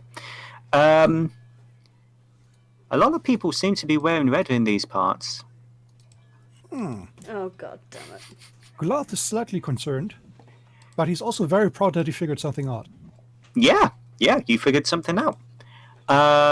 Skullface, it is your turn. Skullface just sighs.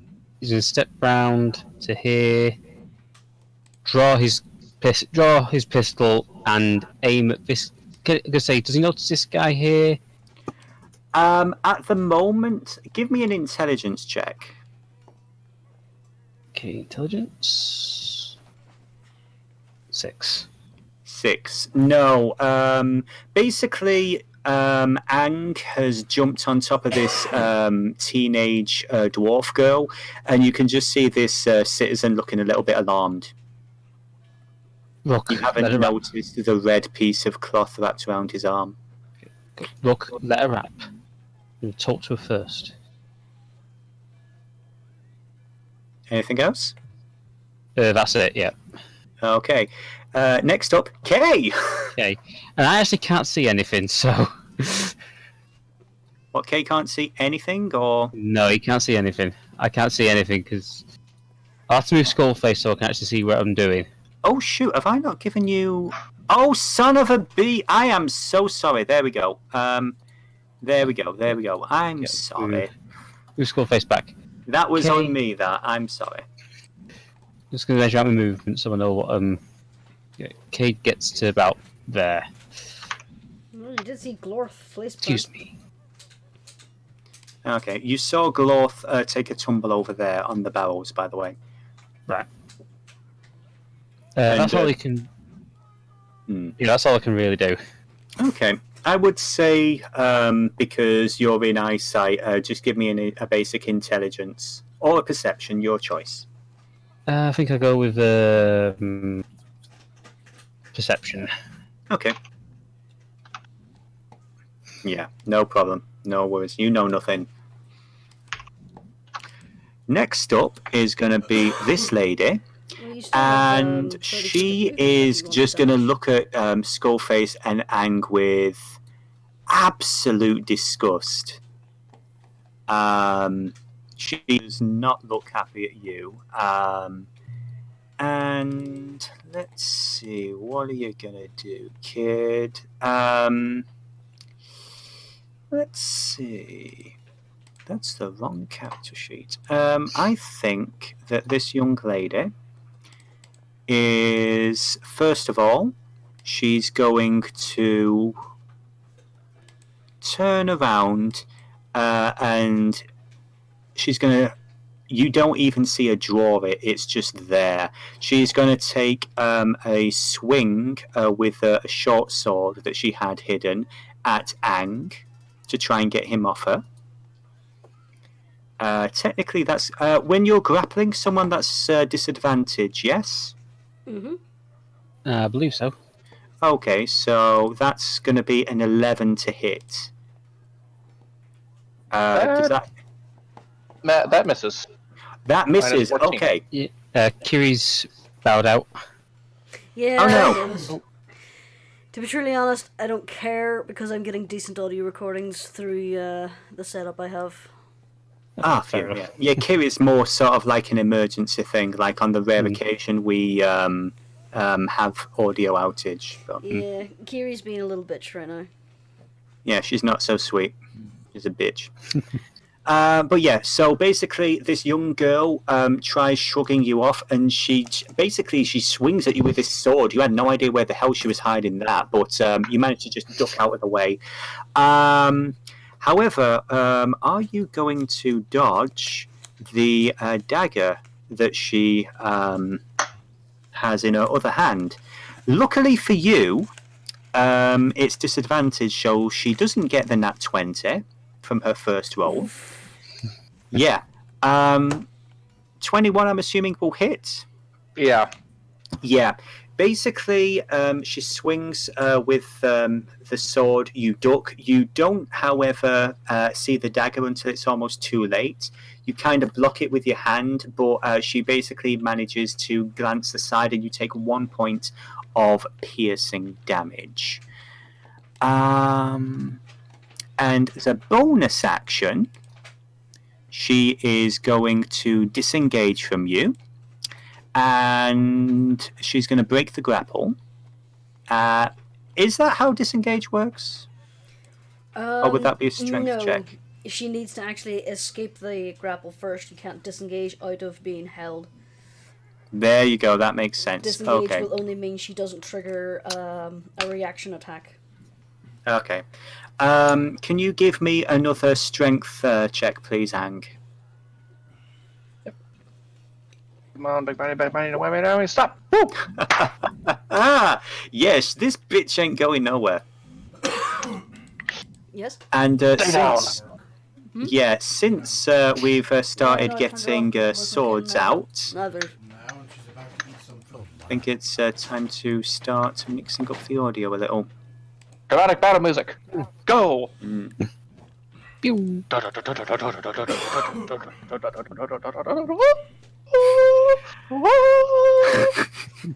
Jurnis, it's your turn. You see all of this. Kitten cam activated. My turn. Okay, so she's still grappled. Oh yeah. She is still grappled. Alright. 5, 10, 15, 20, 25. I was basically going to surround her. Okay. With my passive, will I notice the guy with the red stripe? At this point, yeah, he's got his sword out and he's about... Oh, son of a bitch. Thank you for reminding me. I would say he's been holding an action. And as you come round... I'm not going to be cruel. No, he's just going to take a shot at... Yeah, actually, he is going to take a shot at you because Ang is in partial cover. Skullface is in the way. So he is going to take a shot at you. Oh, god damn it. It was a nat 1. So... Not damage. Yeah. Hey, my And lord. that's 67 severity. So, yeah, I would say he actually misses you and hits her. For 1 point of damage. She's like, the fuck is wrong with you, you stupid... And then she starts screaming at him in Dwarven. You notice at this point, like, the people around you are starting to look a bit panicked. They're like, ah! And, people are running off to try and call a guard or something. While that's going on, Glorth, I would say as well, apologies, Jurnis, because I actually forgot they all go on the same turn. These guys are going to draw out their swords. And, yeah. I'm just moving Jurnis around so she can see as the camera. What? This one here, he looks like he's a little bit older and more in control of the situation. He's going to point down at the other one and then at you, and he's going to say, finish that off. And he's going to make his movement around here. 5, 10. He's going to notice K.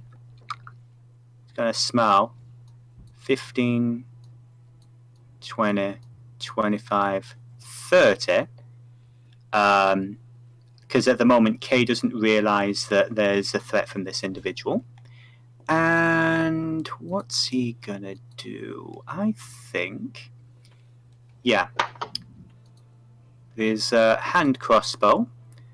Ang, does 10 hit? 10 does not. It does not. Okay, so basically another shot goes wild from behind you. That's going to be his turn. This guy is going to take a swing at Glorth with advantage, and I apologise, that's a nat 20. So you're going to take, let's say, Glorth takes 10 slashing damage. Hey, it's like, Jeez. Yeah. So at this point, hearing the screams from their friend, the rest of the riders are going to realise that their ambush has completely messed up because they were trying to track you, and you got her way too early.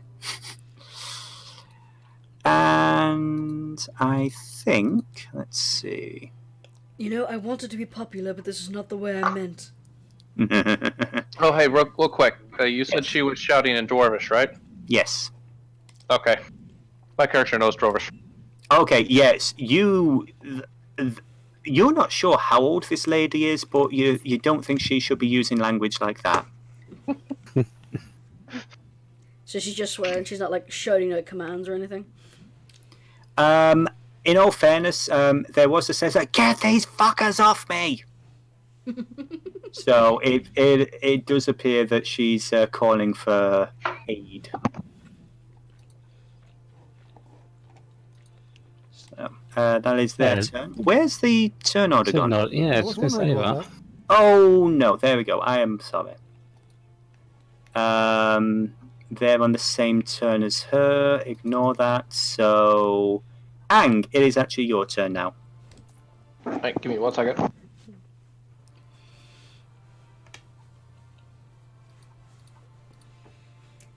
Did I not get the rest of my turn? Oh my gosh, you didn't! There we go. I'm so sorry. I am so sorry. Yes. Just go ahead and give it to her. Yeah, no, I'm so sorry about it. We'll just... So many plates, so many plates. Donkeys are aliens, Jurnis, donkeys are what aliens. would you like to do? Alright, I am going to very quickly turn to the cat person and just basically say, tie your hands or something. I'll hold this guy off. And then I am going to use my little rapier and try and poke this guy who tried to shoot me. Okay. Oh, why did I roll damage? Because I went from the goddamn inventory again. Hang on. Aha! Okay, Oh my God, 7. Jurnis! Yeah, that is not going to hit, I'm afraid. Why, Jurnis? Wah, wah. I do have 2-weapon fighting, and I do have a dagger. Okay, roll the dagger. That's better. 15, I do believe 15 is actually going to hit. Yeah. So that's going to do 4 piercing to him. Okay. Okay, it's not all bad. He deflected your sword, but you still stabbed him. And that was Yeah. my bonus action. I was about to give bardic inspiration to the rest of the party, then I realised that the 2-weapon fighting is actually a bonus action. Anyway. So, back to the kitty cat. All right. So, what I am going to do is I am going to pull out my rope that I have, and I am going to quickly try and tie her hands, and I'll start with the hands. Are you using one hand to hold her and the other hand to tie her up?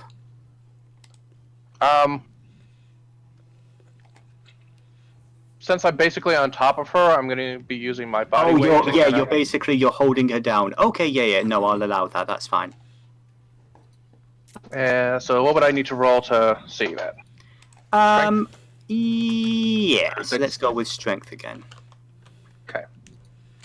There we go. A 3?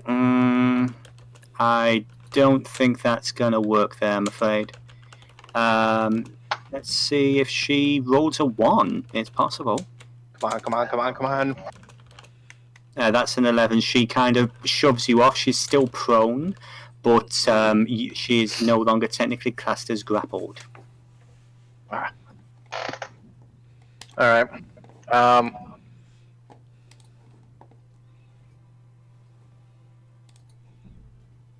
Anything else? 1 second.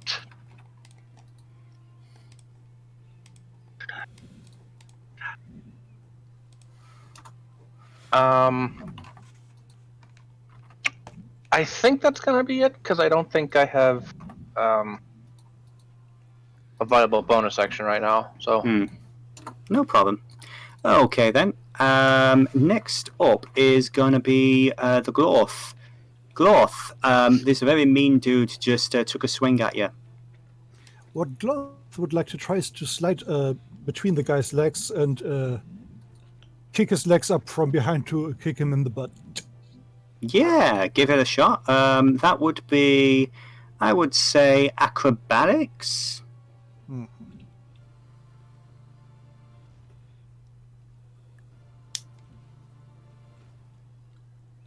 13. Yeah. 7. Not bad. Yeah. 13. Yeah. Okay. So what was it you were trying to do? You weren't trying to do damage. You were basically trying to bring him down to your level. Yeah. It's trying to get in between the legs to slide through. Oh, and get then past kick- him. Yeah. Yeah, and then kick the butt. Okay. I would say he needs to make a dex saving throw then in order to avoid going prone. He rolled a 5. So, yeah, you actually managed to knock this guy prone. So you are both technically on the floor. I feel like no, I don't have advantage, so I can't get a sneak attack on this. If you stood up, you would. Well, you would. You're kind of attacking him from behind. Isn't Glorth technically under the cart at this point? That is true. Also true, yeah. In any case, I guess I still have an attack. Yeah. I'm gonna go. I would say if you want, you can use your movement to stand up, so you would get advantage on him because he's now prone. Actually, what I do like more as a visual is that. No, that's the. I'm just gonna hit him in the foot with my hammer. Sure. Okay, roll it. Oh, that's the. With advantage, why not? Just for the fun of it. Okay. Thank you. I'm kind. 16, yeah, 16's going to hit, so you're going to do 3 bludgeoning damage to that dude. He's going to be like, fuck you, little shit, ow! He did not enjoy that. Anything else for your turn? Gloth is just like, You started it. They did. They really did. Can we have some music? Oh, son of a bitch. Yeah, there we go. It's not looping. We're supposed to have dramatic fighting. There we go. So next up, we've got Skullface. Does Skullface notice this guy here? What, this guy? Yeah. Yes. I would say, yeah, you saw the arrow. Yeah. He just takes Letitia, aims the pistol at him, and aims for his leg and fires. Okay, roll it. 12. 12. Let's just double check because I'm adding hit points to all these characters because I didn't do it beforehand because that would have brought up their health bars. 12. Yeah, it meets it, beats it. Okay. 8 damage. Okay. And as a bonus action, he presses the still hot barrel against the girl's cheek and says, "Just don't move." Give me an intimidation check. I'll be amazed if he fails this because let's face it, he is. I mean, 10. what do you get? Well, Let's see. I would say, would he get advantage though, considering that the barrel's hot? But I would say, yeah, she's actually, yeah. There's disgust, but there's genuine fear in her eyes now as well.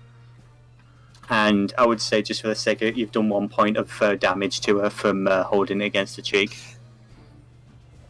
And I think that counts as a bonus action, doesn't it? I would say the intimidation. Let's call that a free action. Oh, okay. And I'm kind. He's basically now just scanning around looking for any other threats, but keeping an eye on this guy. Okay. I would say at the moment you're seeing just this guy, and this young lady right here. Okay, next up, Kay. Oh, I'm sorry, was there something else? He's just going to say to Ang, Rook, keep her down. Get her secured. got it. Kay just surveys his surroundings, sees Glove having trouble, and sees this guy who's just been shot. Mm-hmm. He's going to very quickly check my movement. He's just going to walk up to him, take out his sword, and just say, "How'd you like to match?" I'm going to roll intimidation for that. Okay. Wisdom saving throw for this gentleman. Holy shit, that actually... Yeah. This guy is now frightened of you. How does this consistently work? Are you giving him the fear effect, or just oh fuck, this guy's creepy? I would say, yeah. Are you using this as the spell, Kay? Is this some kind of? Would you consider this an ability? No, it's just an action. Okay, yeah, that's a fair point. Then, for the time being, he's just like, ugh. He looks creeped out by you. And since Skullface shot him in his left leg, Kay's going to use his... see what he's got, or if I can use. Use his dagger and jab it into his left thigh. Okay, roll it. A 20? Yeah, that hits. Roll damage. 3. 3. Okay. Yeah, you shove the knife into this older dwarf's leg, and he's like, "Oh, son of a fuck!" He's kind of scared, but at the same time, it's like there's some genuine fury in there, and he like bellows out in Dwarvish. Ang, you would hear this as, "Riders, now!" I'm going to say, would he, since he's been shot in one leg and stabbed in the other, would he still be standing? Let's make a Constitution saving throw and find out. That's a nat 1. Oh, Yeah. no. His legs fall off. I would infection. say, son of a bitch. Yeah, he is prone. And incidentally, this guy is prone. She is prone. This is cursed. That is cursed. Okay. Anything else? No, that's about it, really. I love it. Next up, this young lady. She is actually very aware of the situation, and she's just going to yell over to this dude to help her. He's going to do the best he can. He's going to take a swing at Jurnis, first of all. Does a 7 hit? 7 does not hit me. Okay. He just looks at us like, sorry. And he's going to do 5, 10, 15, 20. I assume you get... as he leaves your area... Actually, as he gets here, Skullface, you have the chance to use your reaction to take a swing at him. Yeah, he just takes a shot. Again, he's trying to catch him in the leg. Okay, I would say, what are the rules for a point-blank shot? I don't think there is one for... I think they might be the same as ranged, where it's disadvantage for point blank. Yeah. If that's the case, I'm going to use my grip point to give myself a dead-eye shot. Ooh. Mm-hmm. Which gives me advantage, which will bring me back down to regular. And he takes his shot. Roll it. An 18, I'm pretty sure that's going to hit. Yeah, give That's me 9 9 piercing damage. So, you were aiming for a leg. Yep. You hit him. He kind of, unfortunately, because of the speed in which he's going and everything, you kind of get a gut shot, and he just starts bleeding out. Dodge this. And it just... Skullface just looks there and just looks to... And just goes, how much dead?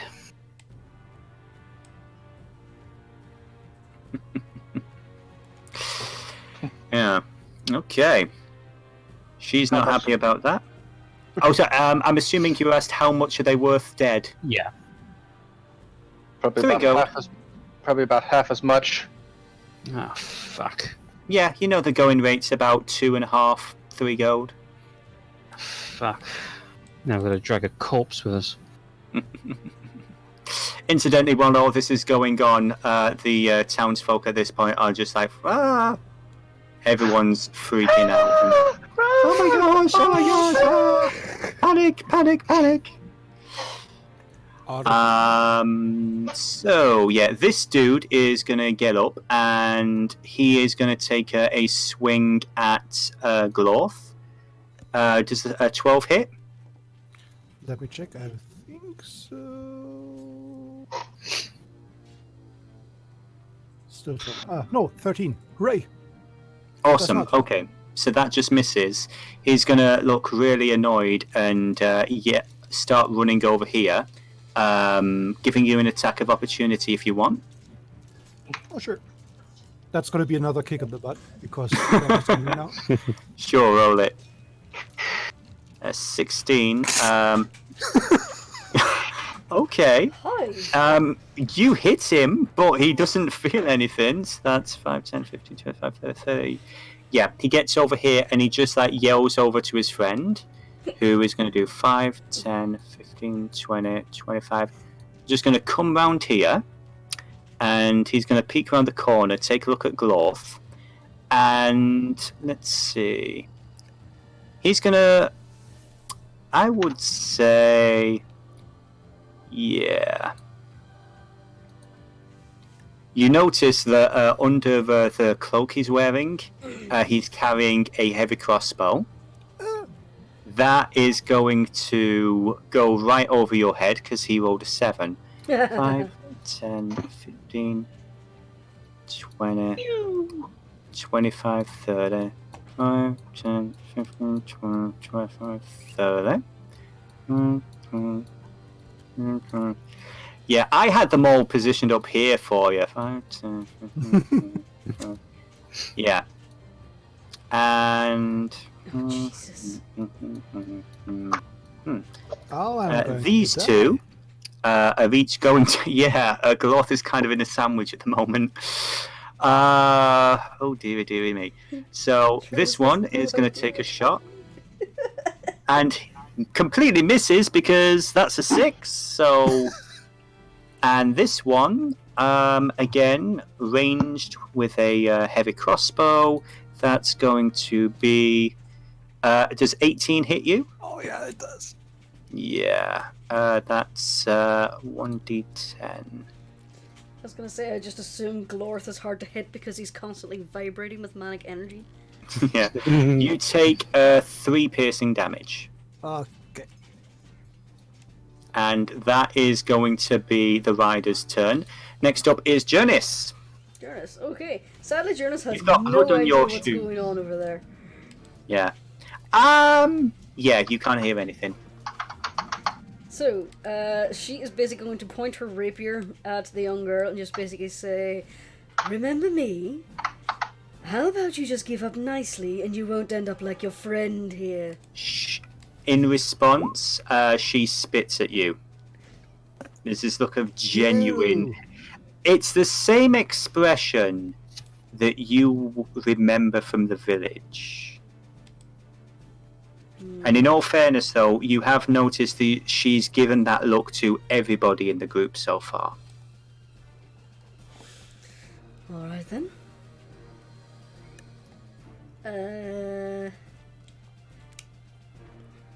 Is it possible to do non-lethal damage with a rapier? Yeah, you can hit her with a backhand. I could. Club with the hilt. Backhander. What have I got? Hang on. You can So if it's got- headbutt her. You say it's got like a basket hilt, and it's like a brass knuckle. So What condition does she look like right now? She looks fine. Yeah, alright. I'll just be back in a second. No problem. Just gonna smack her with the handle of the rapier for non-lethal damage. Sure. Yeah, with 19, that's going to hit. So that's. Yeah. She just like spits out a bit of blood. Just looks at you. It's just like pure loathing. That's for stealing from me. And then I'm going to look over to the kitty cat. Yeah, I reckon you can do this. Bardic Inspiration. Awesome. Okay, so Ang, you basically can roll a d6 and, like I say, all that lovely stuff there. All right. And it's your turn. All right. So I'm gonna go ahead and roll that d6. It's me that rolls the d6 for the extra bonus. Yeah, if you want to use it. You don't have to use it now, but whenever you feel like you're not going to make a check or something, you can.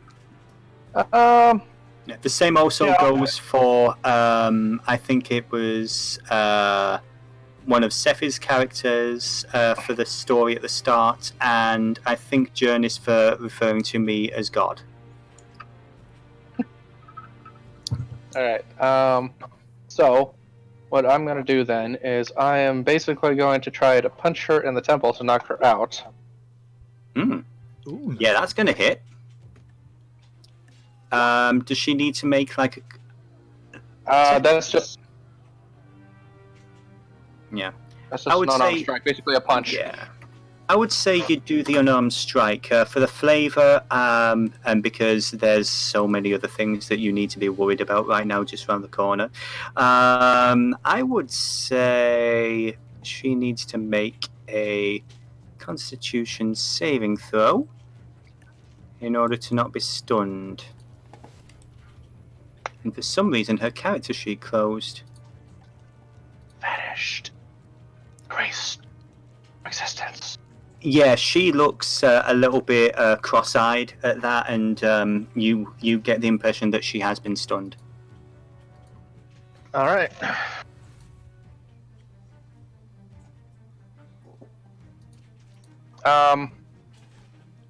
After I do that, I'm going to shout out to everyone else since I heard it in Dwarvish. Be on your watch, everyone. They're calling reinforcements. Okay. And then what I want to do is make a perception check to see if I can hear what's going on the other side of that building there. Sure, go for it. For a 13, I would say you're hearing a lot of activity around here and here.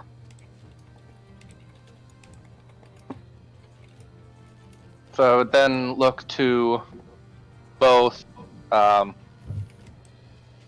Kay and Jurnis. Say, I believe our friends need your help. Oh shit.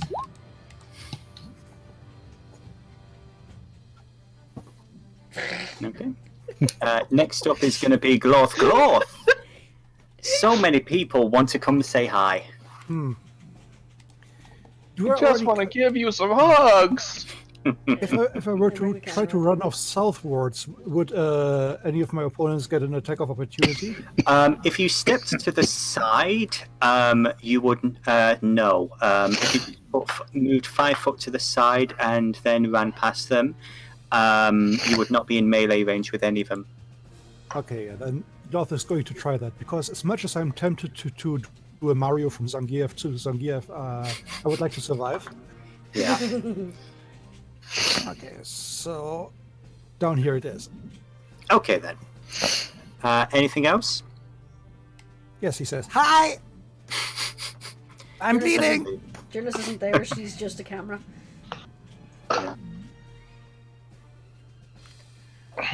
Okay.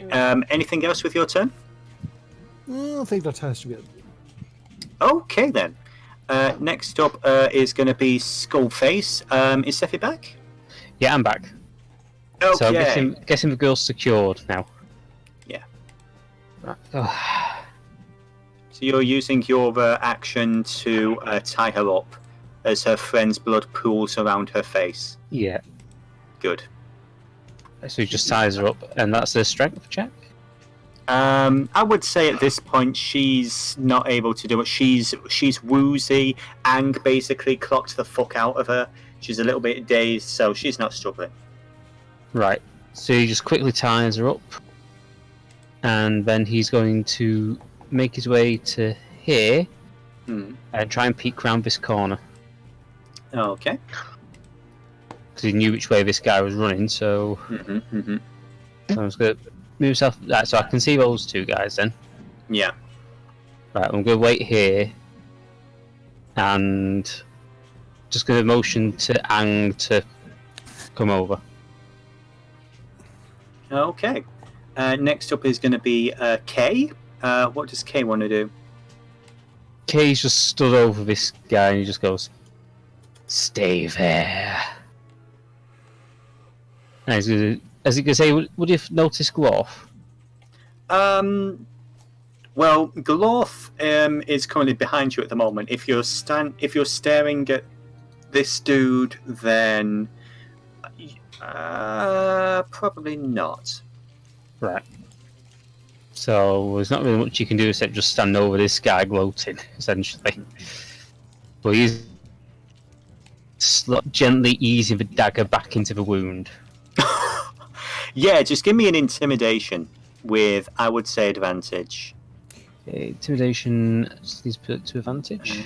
You're not supposed to take them out of the wound. Let me just put it back then. 22. That's a 22. Oh fuck! Oh fuck!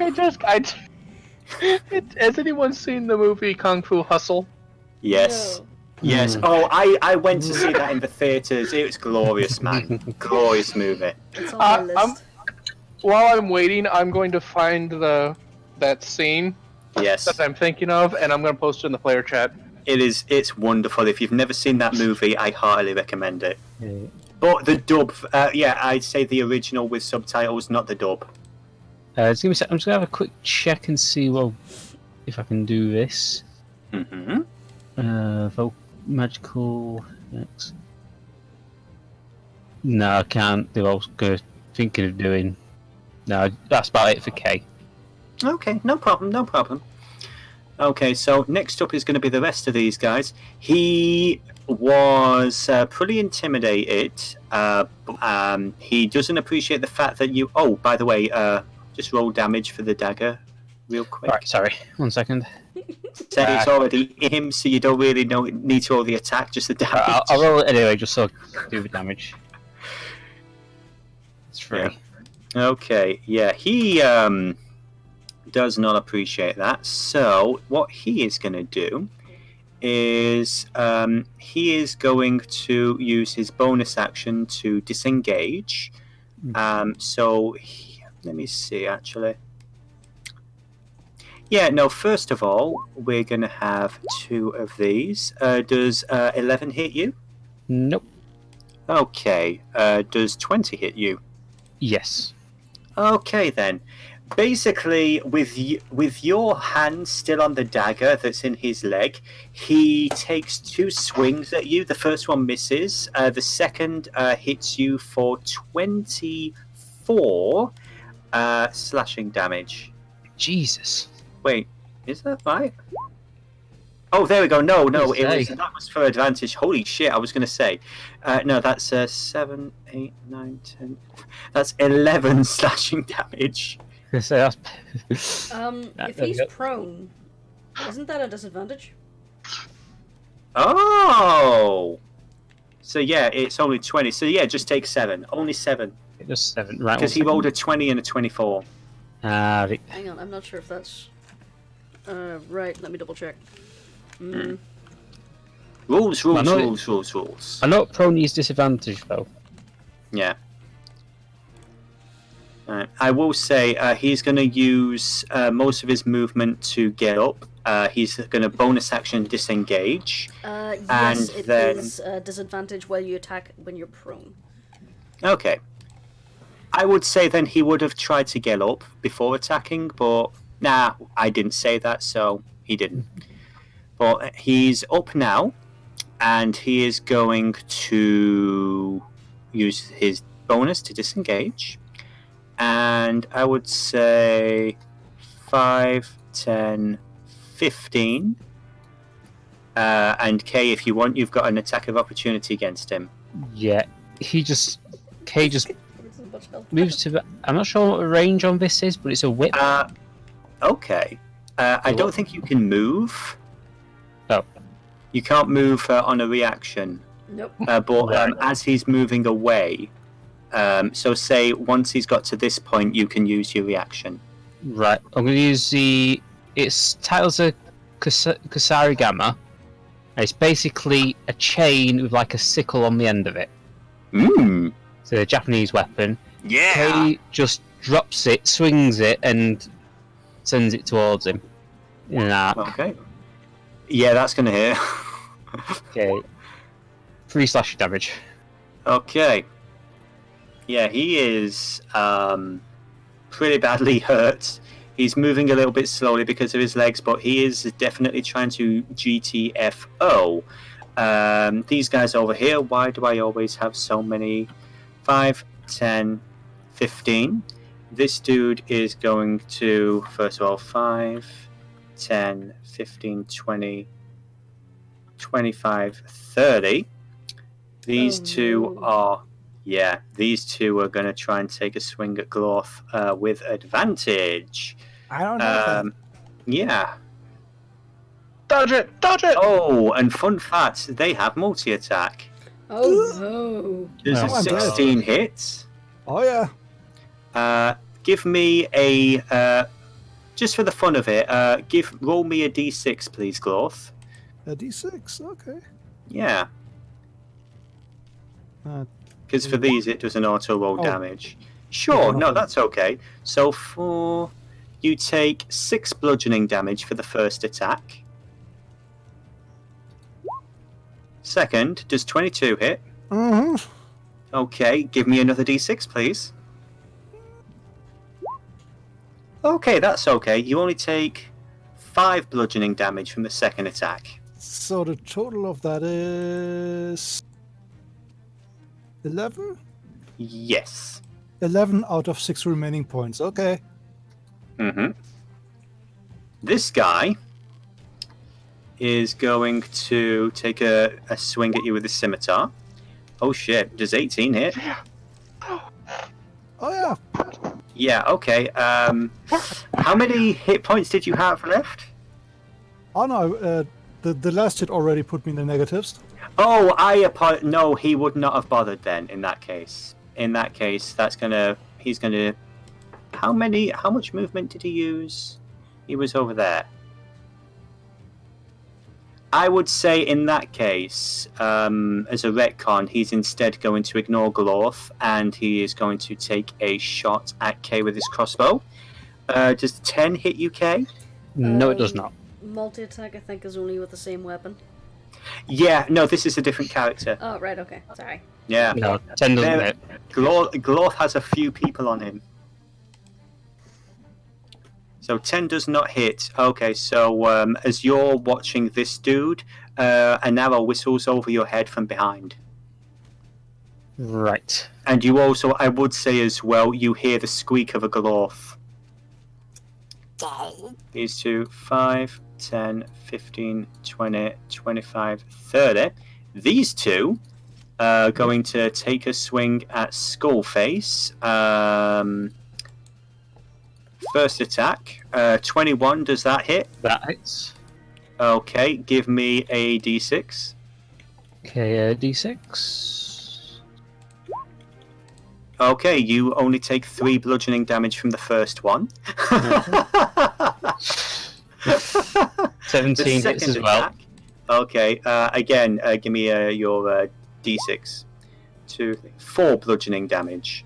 So how many is that in total? 5? That was 1, 2, 3, 4, 5, 6, 7, 8 bludgeoning damage in total.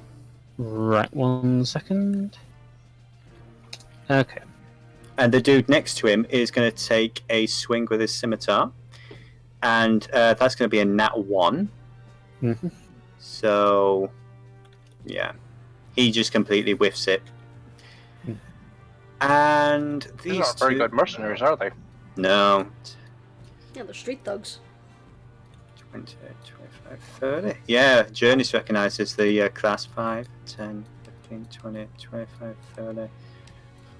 20, 25. Okay. And that's all for now. Next up, Jurnis.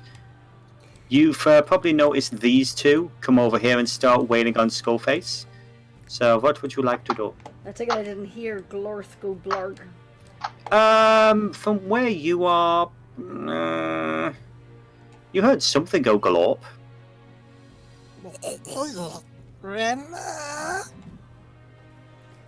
Yeah.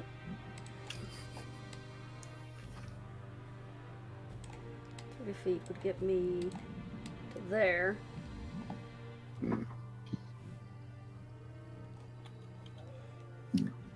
I would say from your perspective, the active problems are over here. Yeah, that's and what I over think. here. As horrible as it is, Jurnis doesn't know he's dying. No, he doesn't. So She doesn't. she's gonna come here next to her new goblin companion. Have you attacked either of these ones yet? Not yet, no. Okay. Well, this looks fun.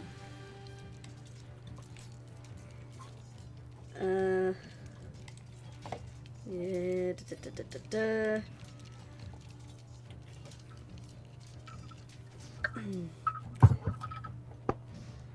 How about you cover your ears a moment?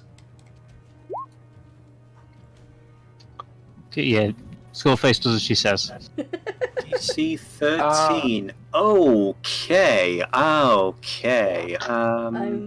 putting that here, right in front of me, so Yeah. both myself and Skullface are out of range, but those two are encompassed. That is good. Okay, and as for you, Constitution saving throw. Okay, this dude seems fine. This one, however, does not. And what was that? Oh my gosh, 13 thunder damage.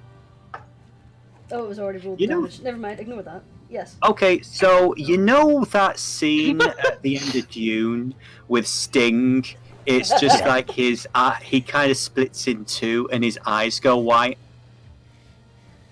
Yeah. Or if you want, Fusro Dar.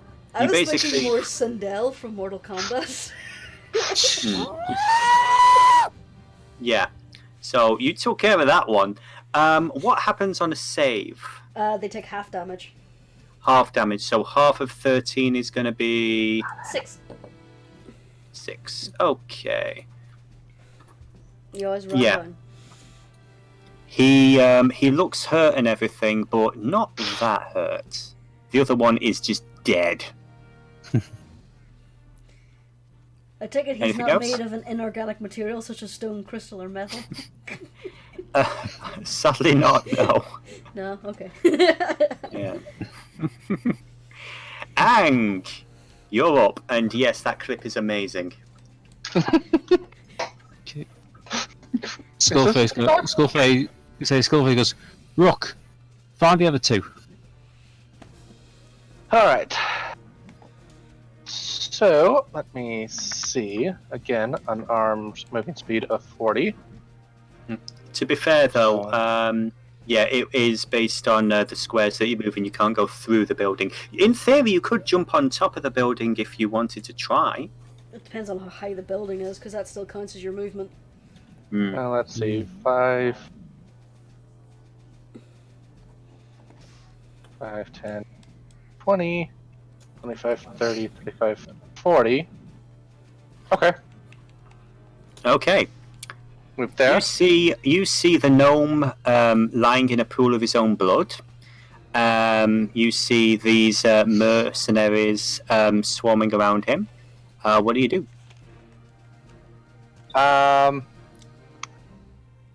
Is the...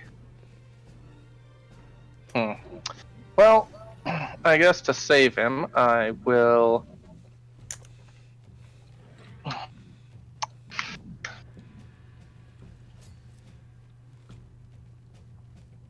how much of a threat is this guy? This guy, you. Oh, actually, this guy looks like he was pro. Oh, I never really removed the prone tag from him. Bear with me a second. Yeah, he looks injured a little bit, but he looks like there's blood on his scimitar, so you're not sure if he's the one who took the gnome out or not.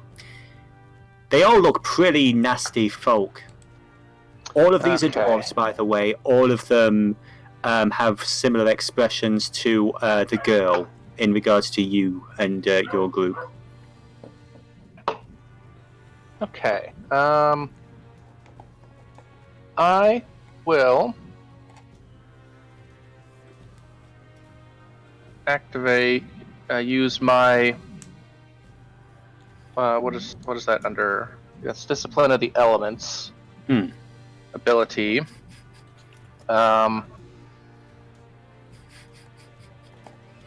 Actually, no, I won't. I will simply attack the guy in front of me Mm-hmm. with Oh, yeah. an arm strike. That I'm pretty sure that's going to hit. Roll me some damage. Yep. Okay. And then I will expend one of my key points to. This is going to be long, but do Flurry of Blows. Sure. Okay. I'm gonna assume this guy's not pissed. Can you guys see the health bars? Nope. Nope. Okay. Oh, interesting. Right, for future reference for myself, then I will keep their health bars up because that took way too long to add. Okay. Yeah. So that absolutely hits. Roll damage, and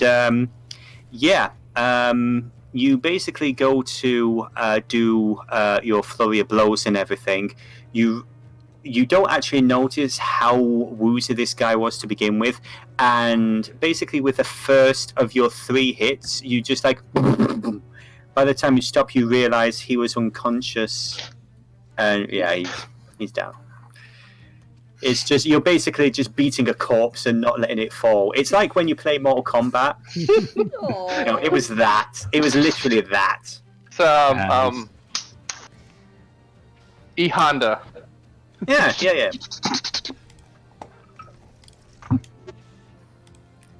Is that your turn? I think that was. Yep, that was an action and my bonus action. So. Yep. And I moved, so yeah.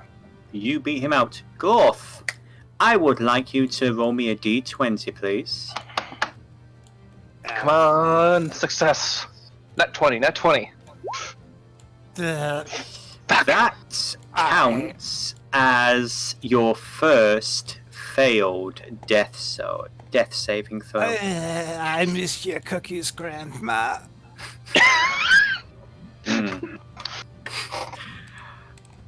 Unfortunate. My address in heaven is 22 College Street. Look me up when you get there. Oh, you think Daryl go to heaven in this setting? Oh no.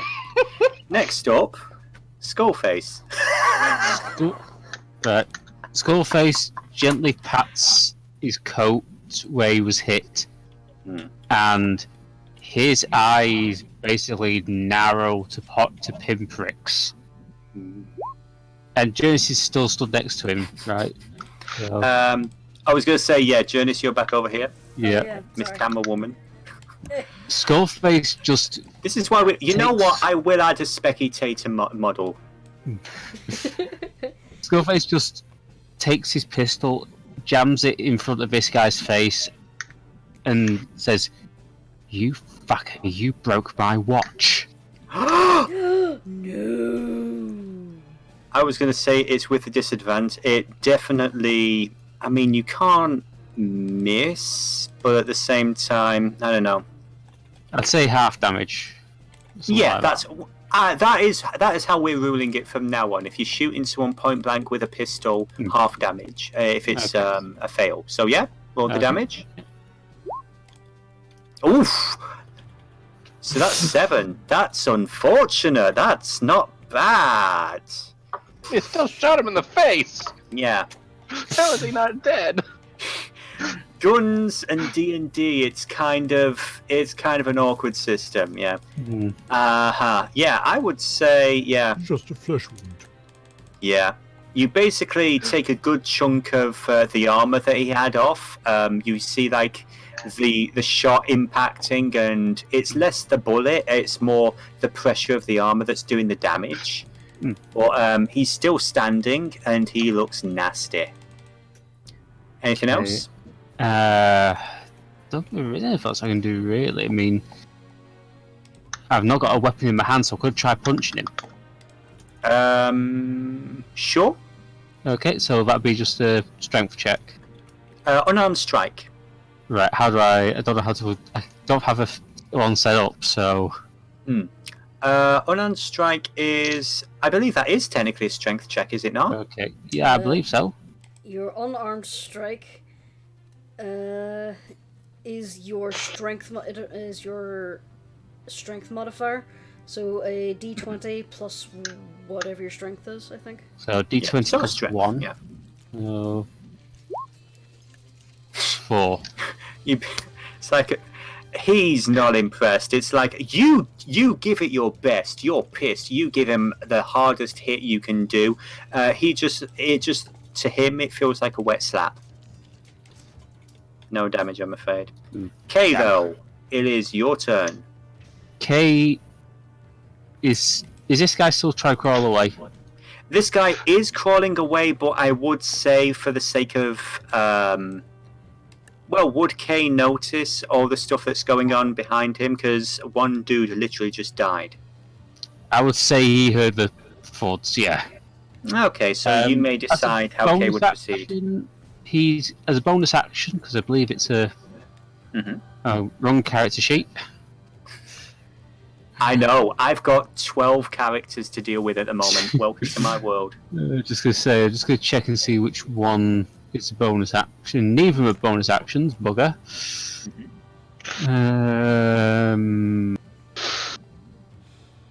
I'd say he leaves this guy alone for now, since he knows he's not going to get anywhere fast. Turns around, sees what's going on, and 1, 2, steps over this guy, goes to this guy, and uses his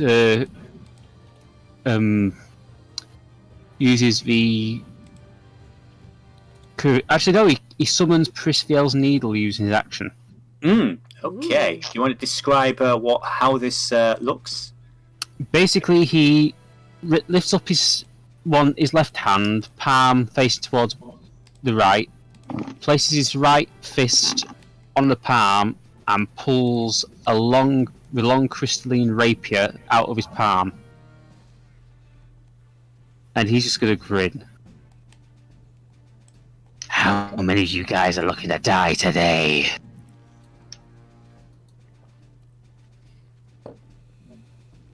And can I roll that as an intimidation check?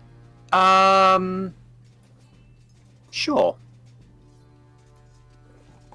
Okay, 14. One of these wisdom saving throw for him. He does not give a fuck. Yeah, he just looks at you and is like, just the look of disgust just grows. It's like there's almost a bit of a smile there. Oh, great fucking spellcaster too. Great.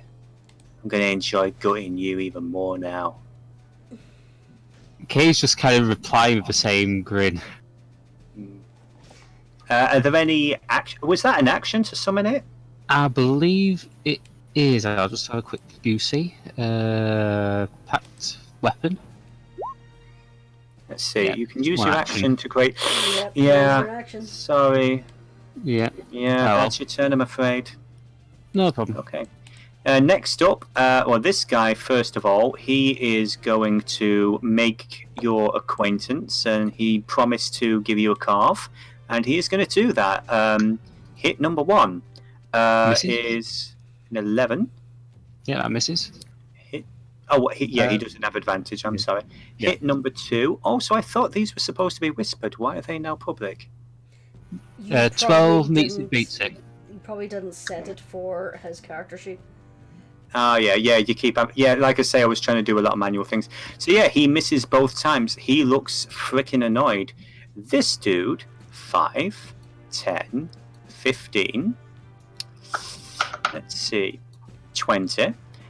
He's going to get in flanking position, and with advantage, does 16 hit? 16 hits, and I would like to use Hellish Rebuke. Okay. He rolled a 1, so you only take 2 slashing damage. Okay. But please give me the details for Hellish Rebuke. How much damage does he take? Right. Well, I can only cast it at level 2, so just give me a second to bring. Right. Hellish Rebuke. He has to. You point your finger, and the creature with damage you is momentarily surrounded by Hellish Frost. Creature must make a Dexterity saving throw. It takes 2d20 ice damage on a failed save, half as much on a successful one. 2d20? At second, You mean 2d10? right, at second, yeah. At second level though, it's 3d10. Okay, I was going to say d20 damage. I'm like, shit. Oh, d10, sorry. It's all good. It's all good. 3d10 damage. So I'll just put on my. Which saving damage. throw does he need to make? 1 second. Right, Dexterity. Okay. Yeah, dexterity. So I'll just cast that. Pretty sure he 1 second. makes that.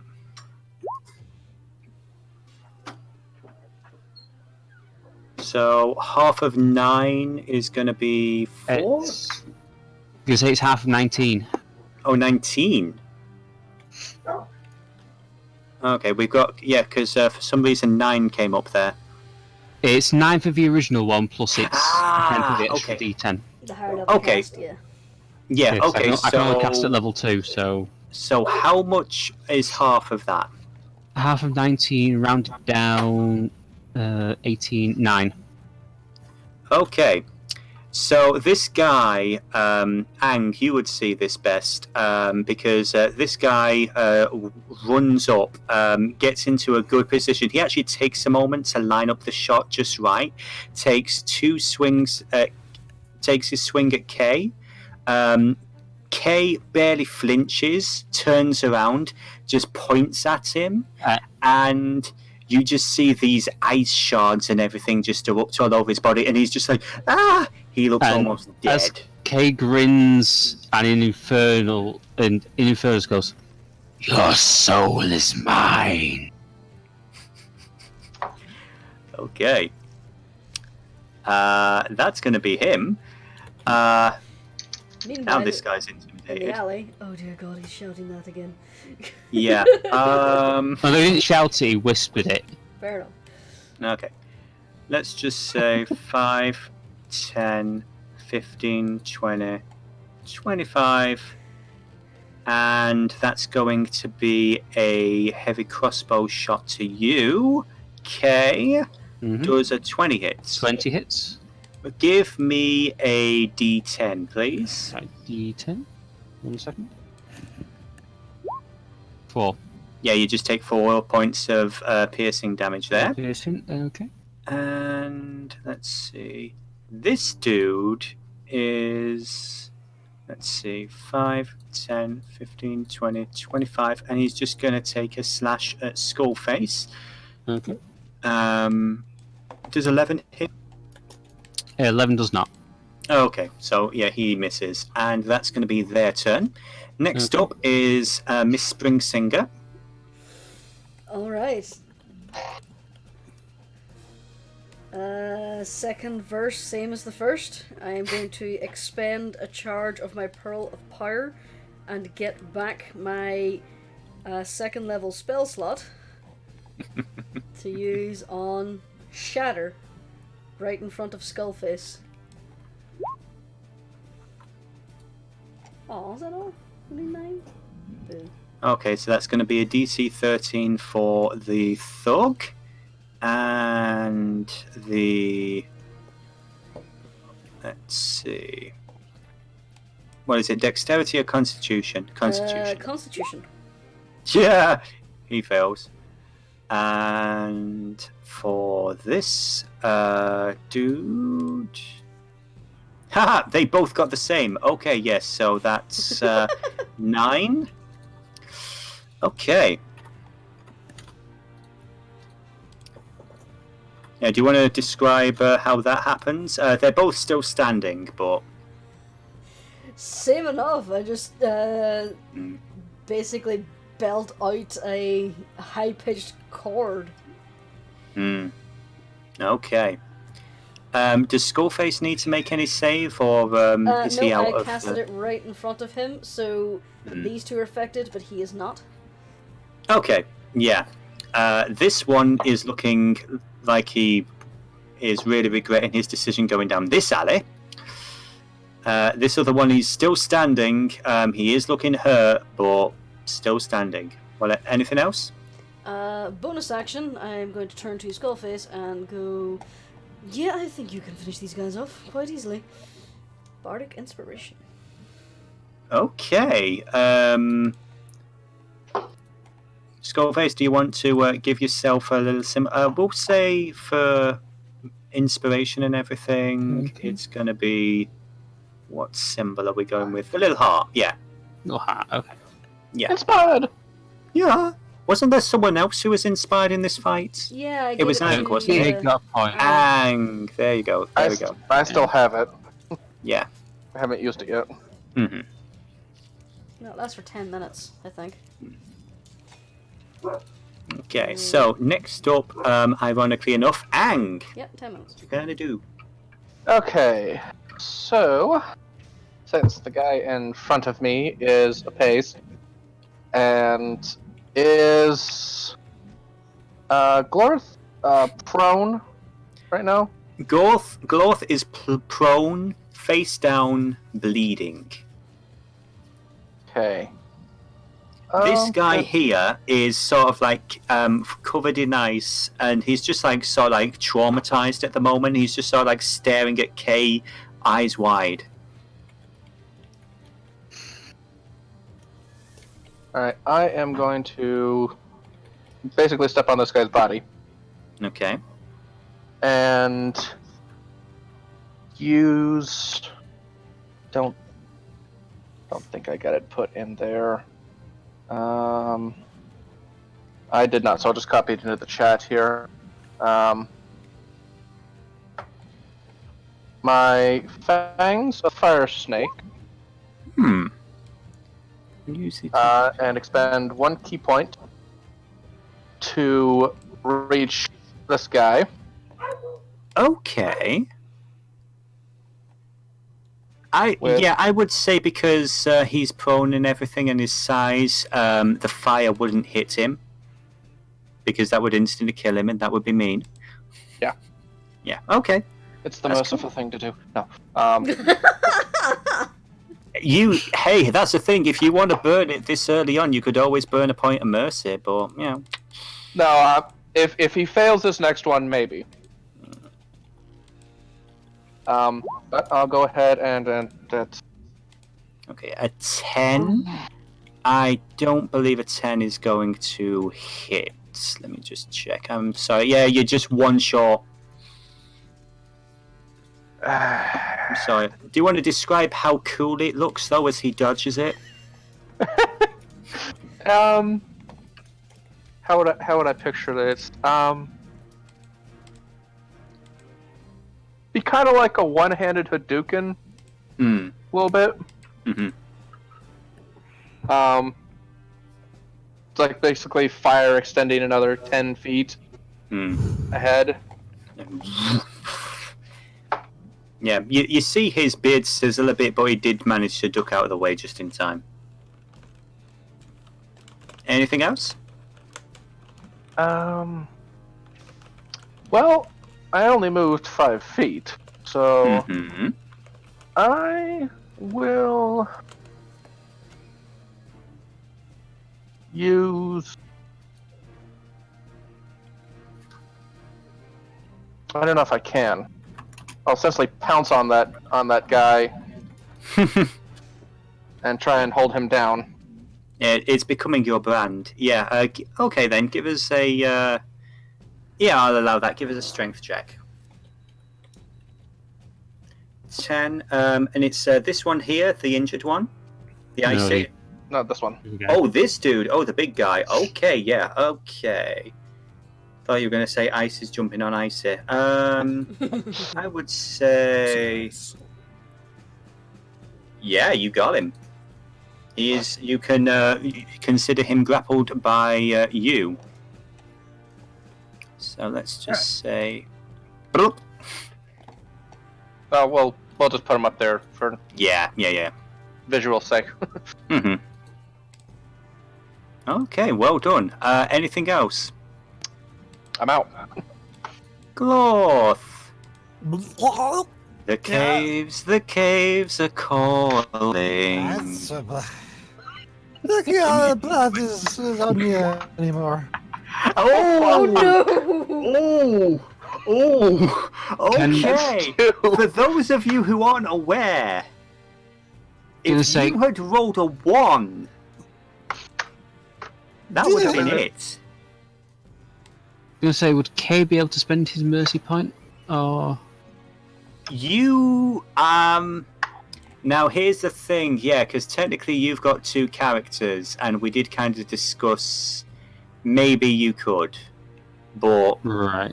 maybe you could. Proficiency in medicine?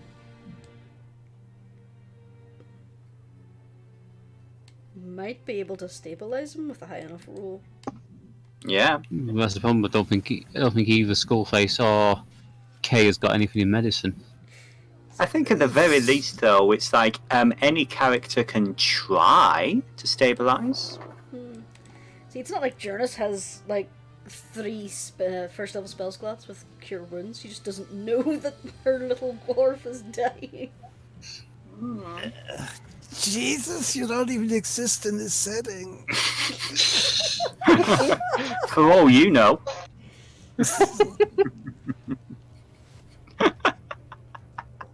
Oh boy. So yeah, Skullface. First, you're gonna look. How badly injured is the guy he shot in the face? I mean, he's starting to look a bit bloody now. He's still staring you down. There isn't much fear, but there is. He does look like he's starting to fall apart a bit. This dude, a stiff breeze could knock him over. Right. Skullface is going to step to the side here, and he's going to spend another grit point. I hope that does this 18 works. hit It's you? good. Just as you're doing that, does 18 hit you? Yes, it does. You take 4 slashing damage from this dude. As weak as he looks, he did get an opportunity at you. Okay, and I'm going to bring up the ability Piercing Shot, so that's 1 grit point for that. Okay. Ooh. And His initial attack is +1, so hopefully this works. Mm. And he's going to aim at this guy's head, and he's going to try and pop both at once. I hope this works. It's freaking awesome if it does. Yeah, do it. 12. Does a 12 Bardic meet? Inspiration.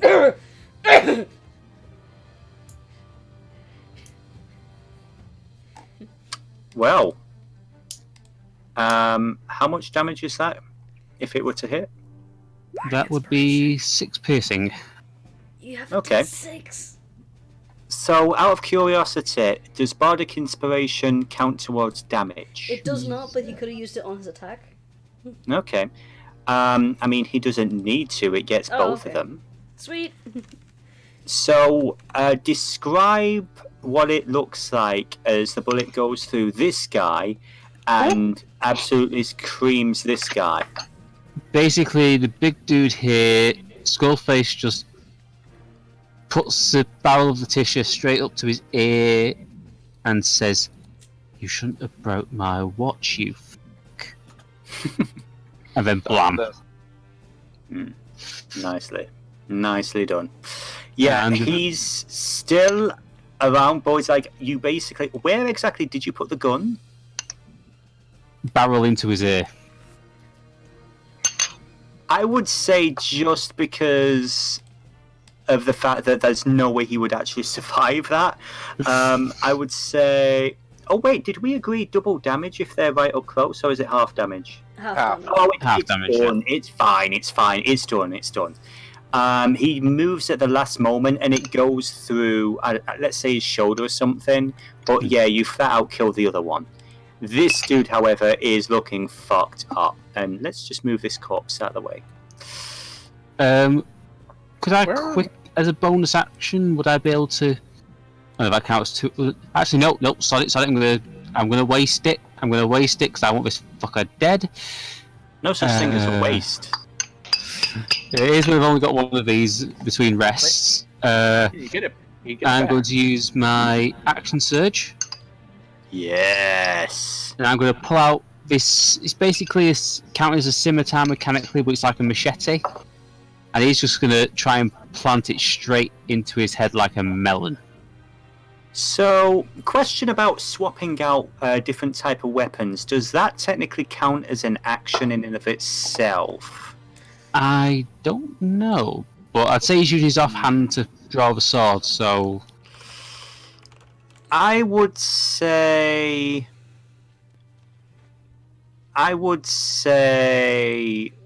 this time I will allow it. However, for future, I do believe that drawing another weapon is either a bonus action if it's a class feature, or it's going to be an action. It's a free action, according to the book. Oh, okay then. Yeah, sure. Never mind. Okay. Go for it. That's Okay. fine. 16.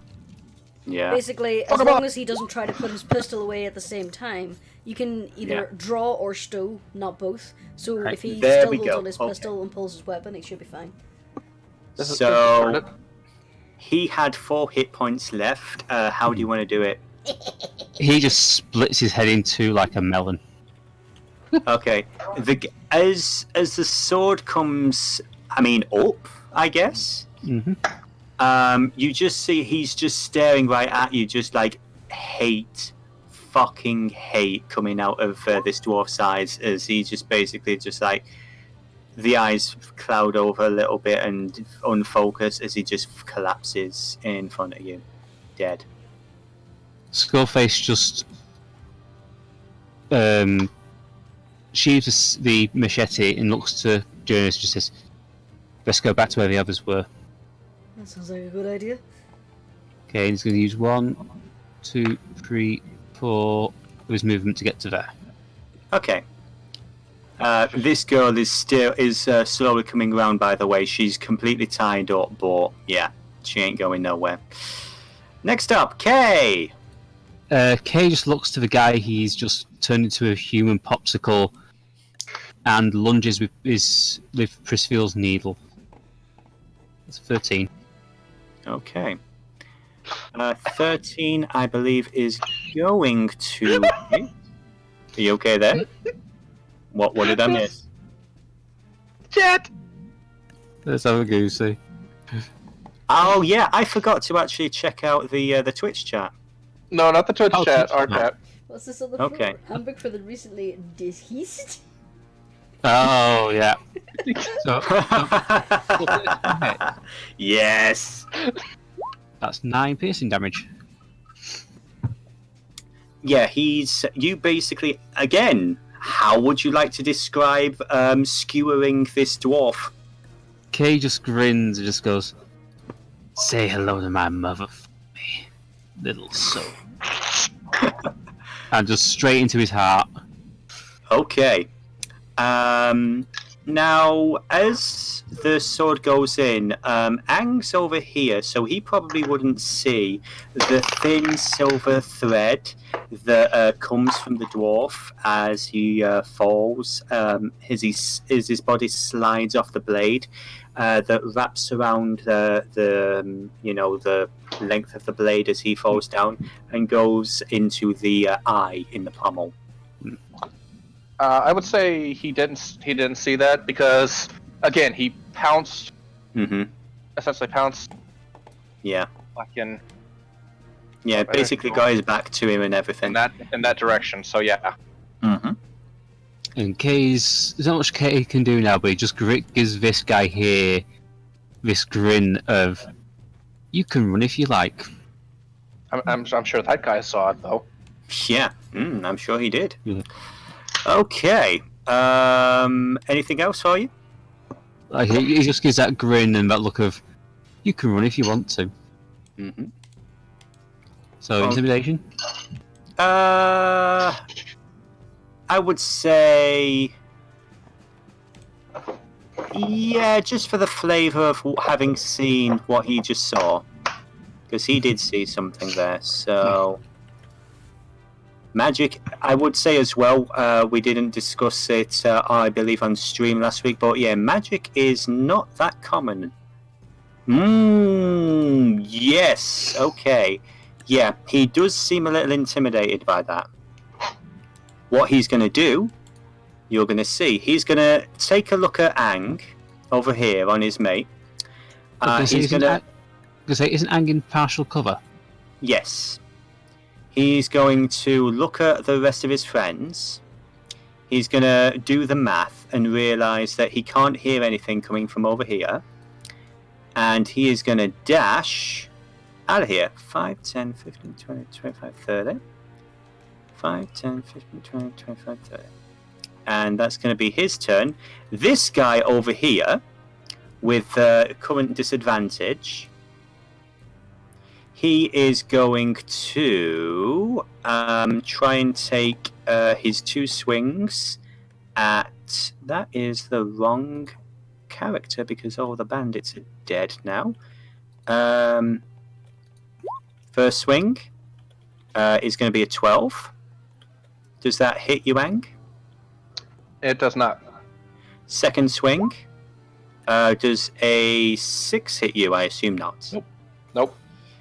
He can't do anything, so yeah, he's still pinned. And this guy, who we keep forgetting about, 5, 10, 20, 30. That's basically all of his movement just to get there. Guy hobbled? Yeah, Yeah, he was crawling on the floor. we all forgot about him. Okay. Yep. So I would say he's just there at the very edge of the map. And next up is Jurnis. Okay. She is going to follow his lead and basically go... so that's 5, 10, 15... So I have here with my movement. From here, can I see that Glorth is dead? Or dying? From there, I'm afraid, first of all, you're behind some barrels, and there is a building there. I'm afraid not. Alright. I do see that guy. But I do see the dead bodies, I assume. Yeah, just over the barrels, yes. Smart as Jurnis. Alright. And I would say there's, like, at this point, there are no civilians. They have just, like, gotten the hell out of here. 15, 20. Oh dear God. That's as far as I can get anyway. I can't do anything else now. Yeah. What happened to Glorth? Did you dash? Yes, I did. I see. Okay.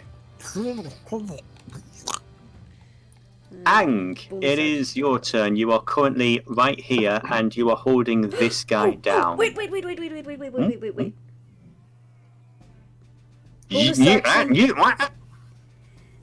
Let her have it. Let her have it. Bonus action, you can use 1 bardic inspiration to grant 5 temporary HP to up to 3 creatures you can see that are within 60 feet. Each creature can immediately use this reaction to move up to its speed without provoking opportunity attacks. Do it. Does temporary HP revive a downed character? Let us all go to the Google and find that out. All HP is good HP.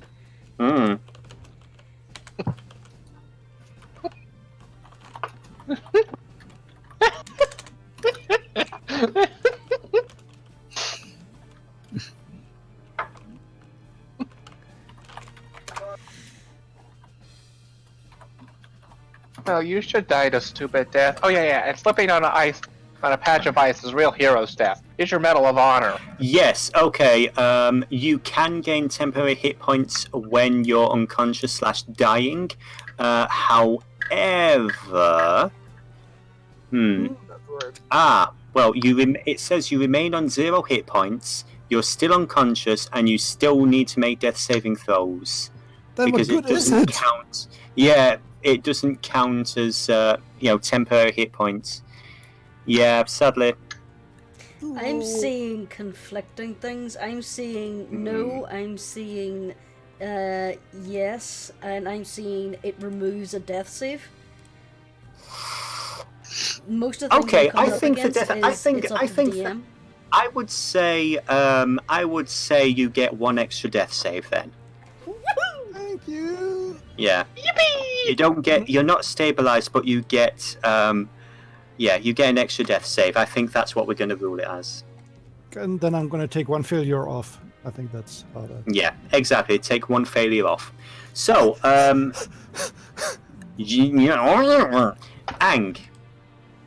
what you going to do? All right. Everyone else does get 5 temporary hit points, so that's Ang, In this area, at least. Kay, Glorth, and if you want, you can move.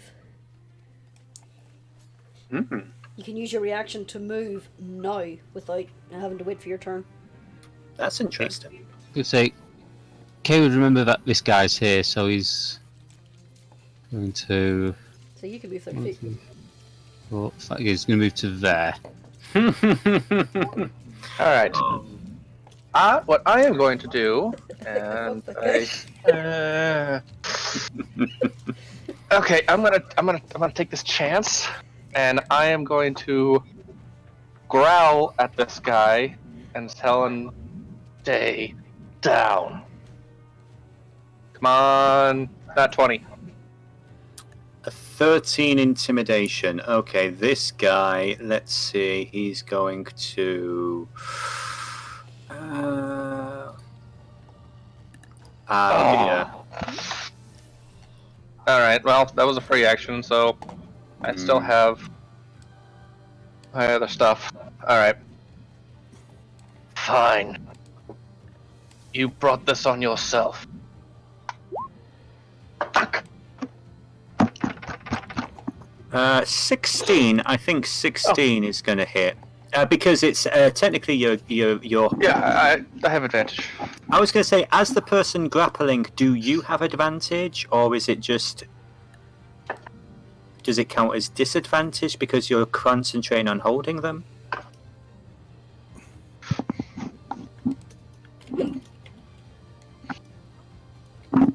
That is the question.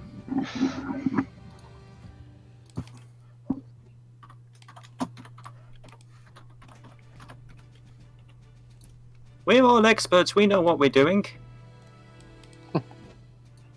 That's the fun of D&D. You just gotta learn as you go. Yeah. The Cork has linked me to the official thing, and it doesn't mention anything about death saves, so I think that may have been a homebrew thing. Hmm. So again, I will leave it up to the DM. I think that's a good rule for whole. I think that's a good rule. In all fairness, for a temporary when he's already failed to at least take one of those failures away. I think that's fair. Sounds fair. That's a nice rule. Yeah. I think I'll implement that in my game too. Yeah.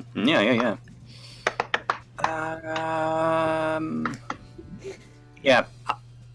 I would say yes, you can do that.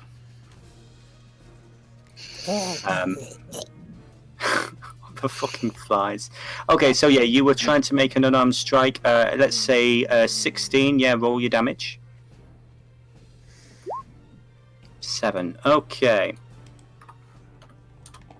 Yeah, you basically punch him in the back of the head. He does not seem to take it well. Ironically enough, he doesn't want to take it lying down. Anything else?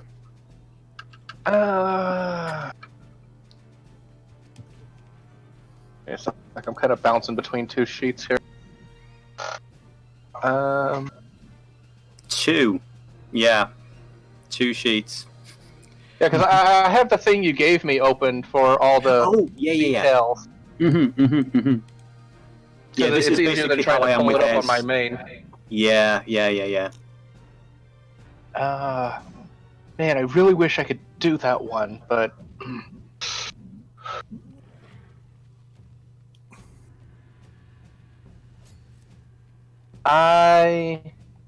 since I only have one key point yet. Ooh, actually, I have.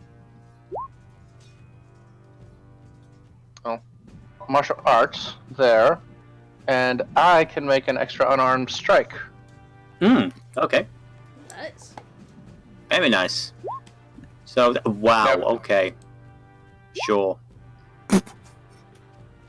Okay, Correct. nice. So yeah, you basically punch him again. It's like, stop hitting yourself. Stop hitting yourself. You are doing damage. He seems a pretty tough customer, and you get the impression that you're glad you've got him pinned for the moment. Whether you will, when it's his turn, you don't know. Glorth. Roll me a d20, and oh lord, please don't roll a 1. Okay, I is a success. believe that is a success. So mark off 1 success. Oh boy. Next up is going to be Stop being such a Skullface. drama queen. Let me kneel down now. Skullface. Skullface quickly reloads his pistol. So that's 4 in the clip and 20 off. Mm-hmm. And he's going to check this. 20 feet to there. 20 feet to there. So he's just going to dash round the corner to here. And I don't think he can do anything else. Aren't you focusing on the other guy? He's seen K's go over there. He just thinks, leave it to the psycho. Right, I just have this image in my head now. You know that scene in Terminator 2 where the Terminator comes out of the lift and Sarah Connor just basically starts trying to scrabble away on the floor as quickly as possible? Yeah, what I that's picture basically now. Kate. This And that's guy's how Skullface. hobbling away, and this guy's coming around the corner. Beautiful. Yeah, that's how Skullface can really do at this point. Mm-hmm. And so Kay. Slowly Yeah, this dude's gone, by the Surely. way. gets to there, and he basically lifts the needle, points, because I'm pretty sure this guy down here is on his front as he's crawling. He just jams the needle straight into his spine. Sure, With the bottom. roll it. Okay, let's see. I would say Oh, technically for he's... sake. You know what I want. Yeah. You do Roll get for advantage severity. because I it's love... prone. Oh god, do I get Prone? advantage? He is not actually prone. He Oh, is okay. hobbling. He managed to get himself up. So, sorry Oh. about that. Oh, well, Oh, yeah. 51. Okay. I would say as his reaction, I would say because as a penalty for your nat 1, you're not going to miss so much. You're going to let him have his reaction, and his okay. reaction is going to be...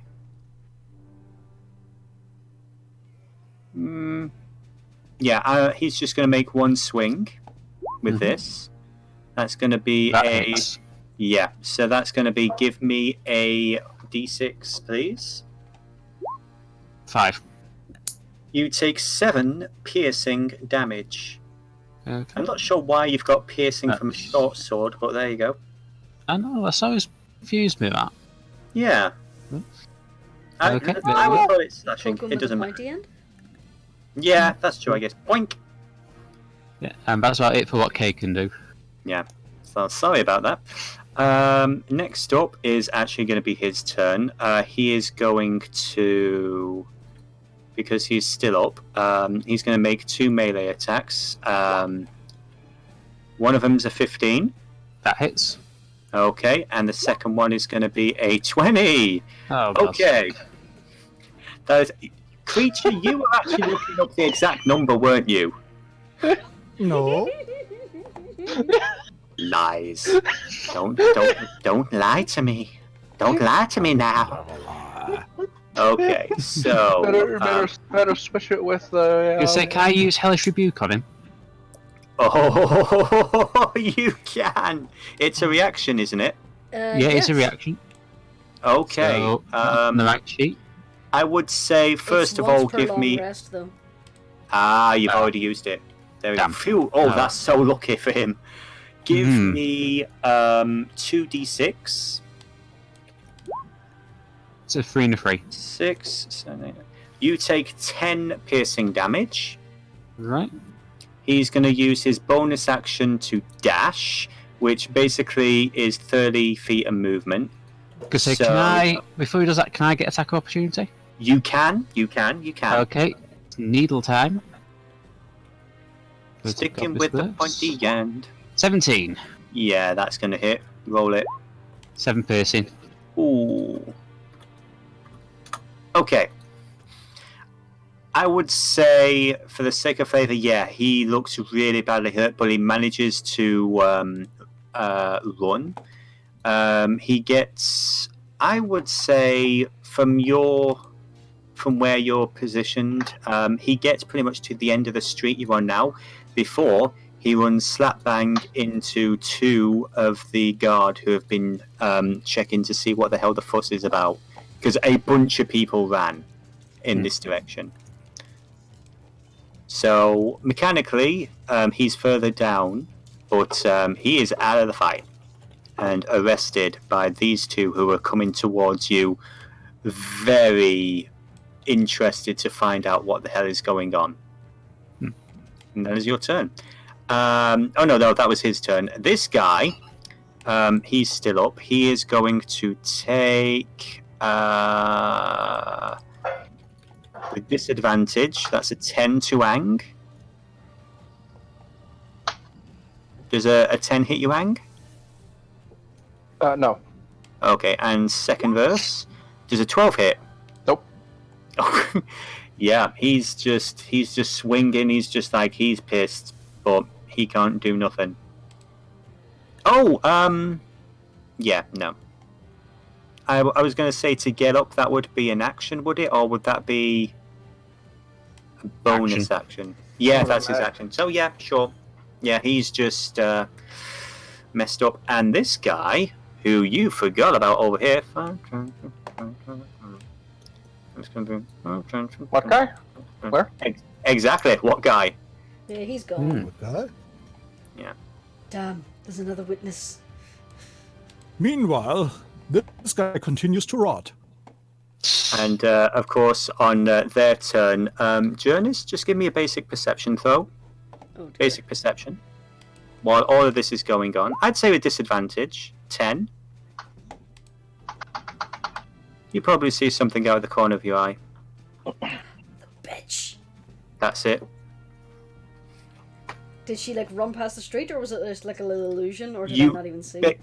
I would, for a 10, you saw some quick movement over there. For the audience, I would say running down from rooftop to rooftop.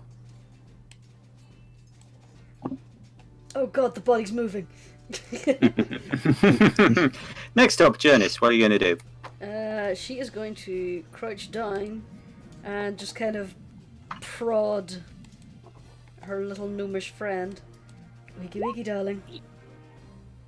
Oh, grandma. Okay. I'll You try are not now to be offended stabilized. about that. Okay then, so thankfully Gloth is stabilized. Does he get all 7 hit points? Yes, he is now Okay. conscious and lying prone. Awesome, okay. So he's just opened his eyes to find Jurnis kind of leaning over him. Well, Wiggy I wiggy. have weird dreams. Yes, you did. Hey, look at all the blood. Whose is that? That's yours. Oh, I need that. Put it back in my body. Ang. You're up. Oh, Jurnis, did you want to move or anything? No. There's nothing else really she can do. She's just gonna hang about here. Mm-hmm. Okay. Ang, your turn.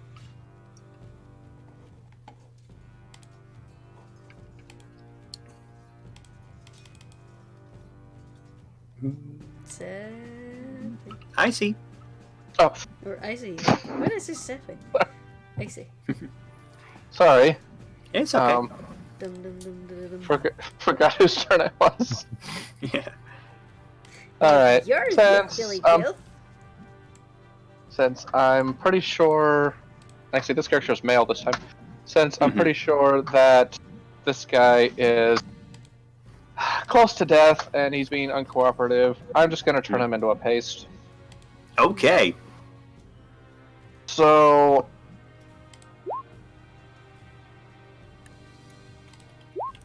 Right. 23 is definitely going to hit. That's going to be 6. Okay. because he's And pretty much, because I'm pretty sure this guy down here has already run, right? which one? This one. Sorry, I keep trying to move out, and I've got so much stuff on the screen. North or south? South. Oh, I am so sorry. I'm That's a thinking. citizen. That is just a dude who's not there. That is just a normal dude. Okay. Yeah. Sorry, he looks like all the others. Yeah. Yep. You And then racist. I'm Dwarves, gonna they do use- look like each other. I'm gonna expend my last key point Mm-hmm. and do flurry of blows and turn him into a paste. Okay. Yeah, that hits. And another 6. That also hits. Yeah, the last one just gets it. Since this is the last person, as they say, how do you want to do this?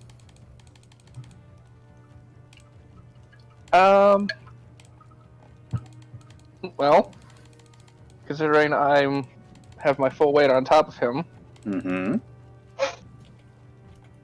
it's basically you're just gonna see both fists just like pistons, just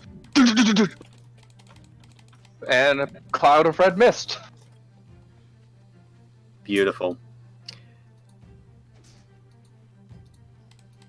Okay then. Right, so we'll call that pretty much the end of combat. At this point, you're going to start hearing more and more running as guards start showing up.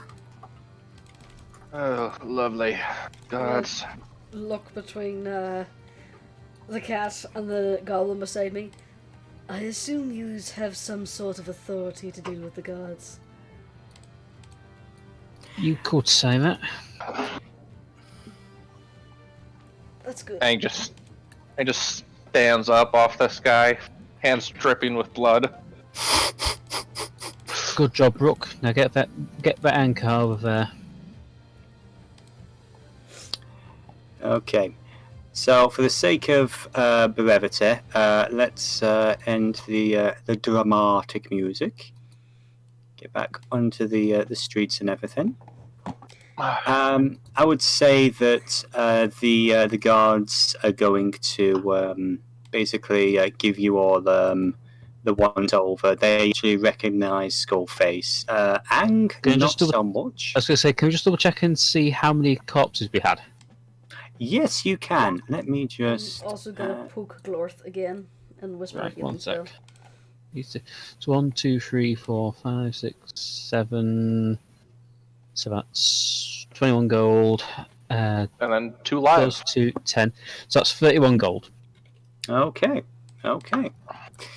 They kind of look at you a little bit, because they're not big fans of mercenaries doing their job for them, because that's gold out of their pocket. But they'll make a note of it.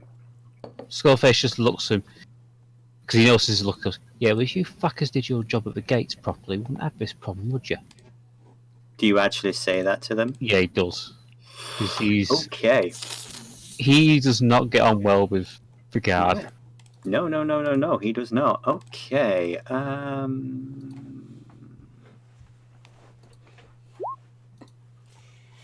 Yep, okay. They just sort of like glare at you and move on. I would say as well, for flavour, as you guys are going, making your way up, Let's see. Jurnis, Gloth, Skullface, and K. I would say. Oh, come on. Bear with me a moment. I'm trying. Yeah, okay. We'll just say Jurnis for the sake of it. As you head up here, you're going to notice the dead body of another dwarf with a red rag tied around them. You have no idea what happened to that one, but there does seem to be a arrow sticking out of his back. That's... So that's a little bit of extra gold for you. I'm going to assume that I'm smart enough to put together that Aja used a bow, and I could have swore I saw her, and then there's this guy. So, right, Rook, let's make it 34 gold. And that's 17 each. So as your group is making its way back up here, past the back onto past the blockage and back onto the main road, I would say if Jurnis were to cast her eye back, she might see a familiar face on top of a silhouette maybe from the distance, standing on top of one of the buildings before flitting off.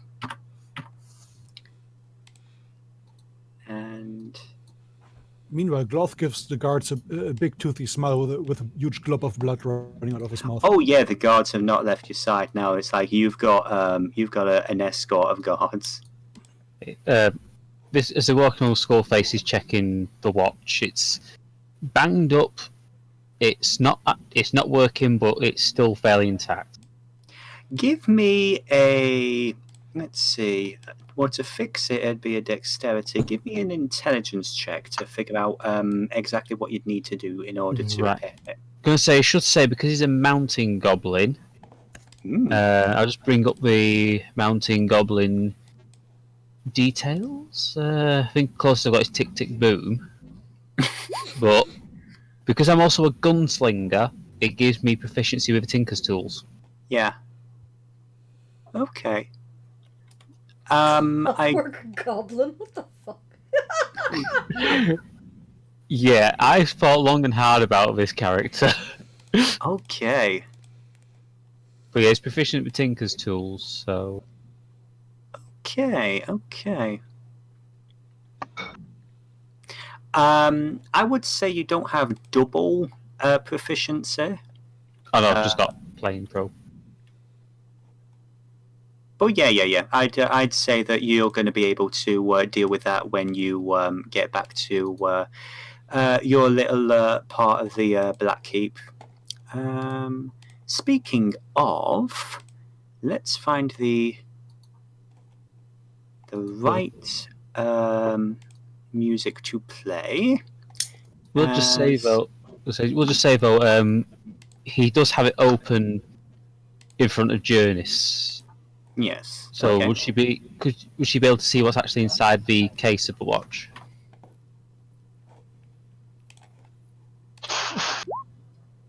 Will I?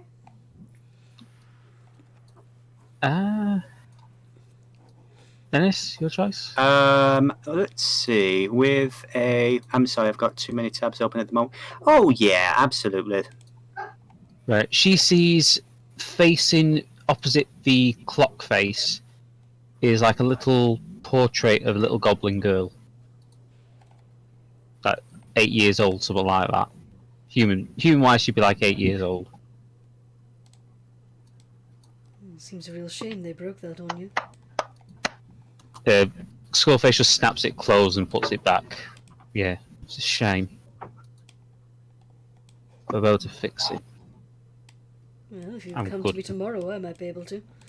Not today, though. Nah, it's alright. I know how to fix it. Alright. Clockwork things are kind of my specialty. Thank you. No problem. Offer still stands. Okay, so as you guys Jurnis is going to be are... taking some generous swigs from her flask. mhm. I would say the guards eye you up as if they're going to say something about it, but they think better of it. So, you guys eventually make your way inside the large obsidian stone structure of the Black Keep, the central area of government in the city. You're led through these really heavy, oppressive-looking corridors, further and further down into this main pathway. And in fact, I'll just show you what it looks like. There we go. Ooh. And there are two guards on either side. And they'll nod to you. They recognize Ang and Skullface dropping off. Yeah, pretty much. All right, then. The boss will be with them in a little bit. Just put them in there in the meantime. And the player is going to try and remember where the dynamic lighting thing is. And On your layer tab, it's on the bottom. There you go. Yeah. And they're going to just open the way into this. In front of you, you see that the corridor now basically slopes down into a raised pit. You can see rows upon rows of seats in various levels around it. Oh, this is bad. In your own time, and they basically start pushing you inside. Mm-hmm.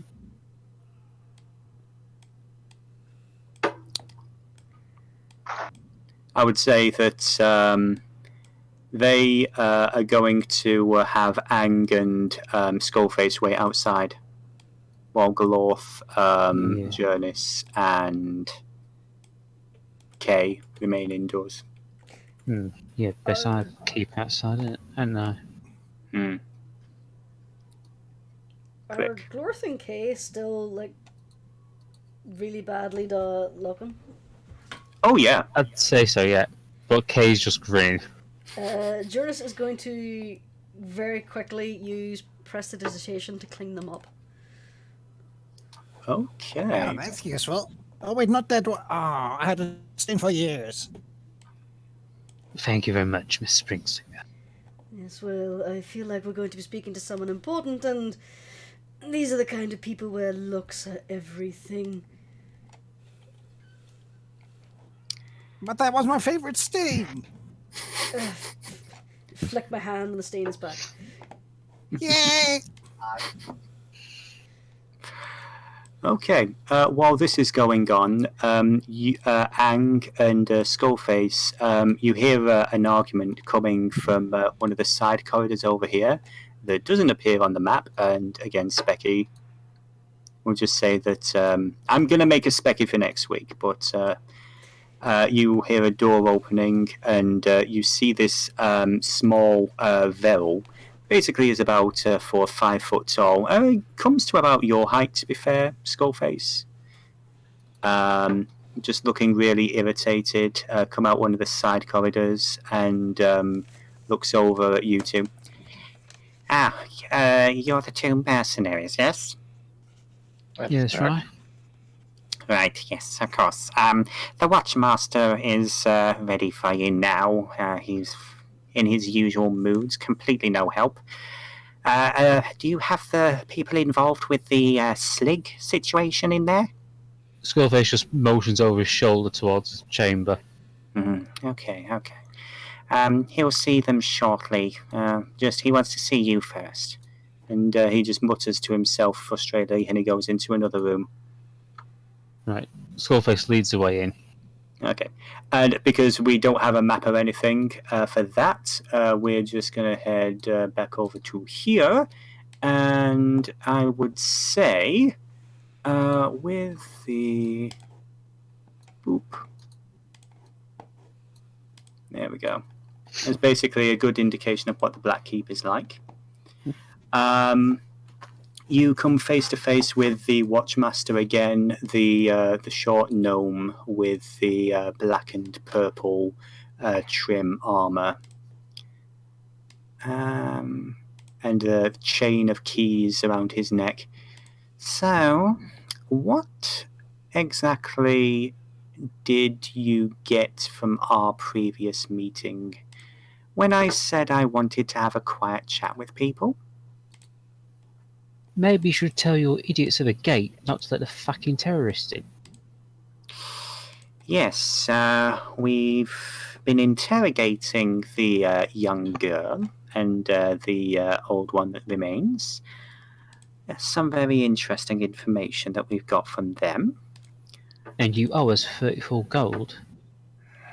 His eyes narrow. Well, I don't see what the problem is. It looks like you're up on our previous deal. Just remember my arrangement.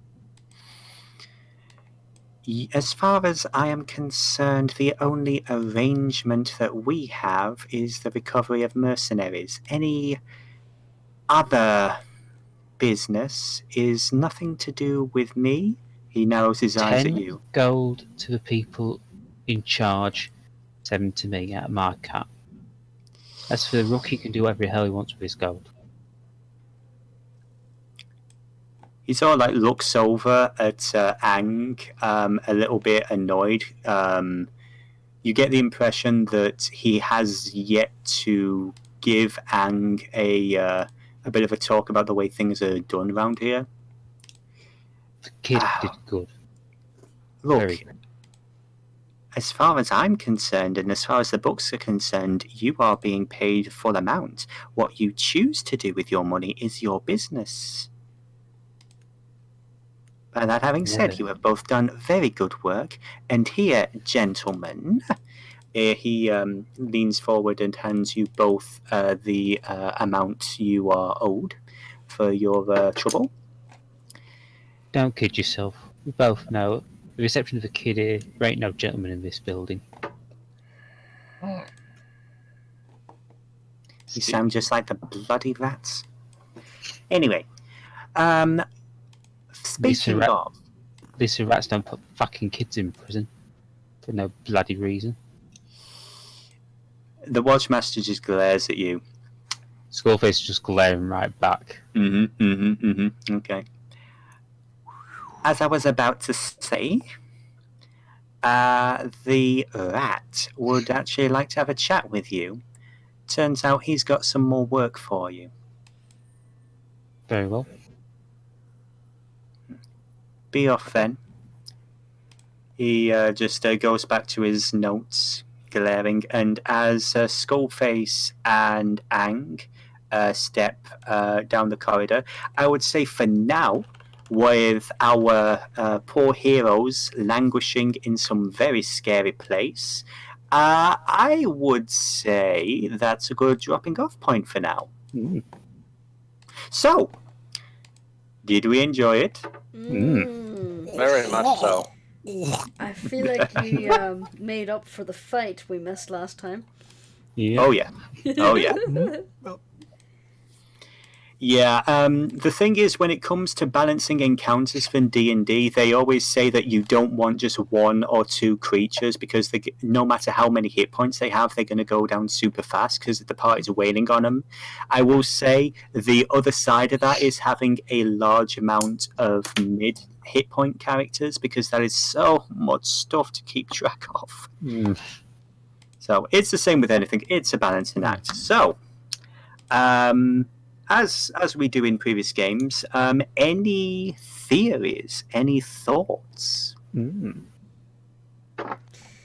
I don't know whether Aja is threatening me or looking out for me. Blood tastes like tools. Say I love that dialogue. Yeah, that whole thing was amazing, Creech. Per Glorth. I know. Oh my gosh, know. I thought he was I going was for going to feel something so easy. guilty. Kind of. It's like I could see where he was positioned and all the other dudes who were just around the corner, and I'm like, oh no. Oh no. Also, I I'm should getting have- rid of whole person on my next long rest. I have got nobody with that fucking thing except Glorth in the very first session. Yeah. I In should all have fairness, you keep trying someone who's got a bonus to dexterity and everything. Or But it's I forget actually.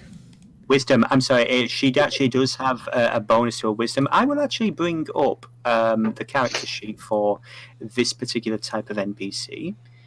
They have a +1 to wisdom, but you they just rolled high. Oh well, I had fun with should have Shatter. tried to Mario. Hmm. I should have tried to Mario across the Zangiefs after all. Actually, Nice. actually, I'm curious now. What would you have had me roll if I had tried that? I don't know. I Is that don't know. acrobatics?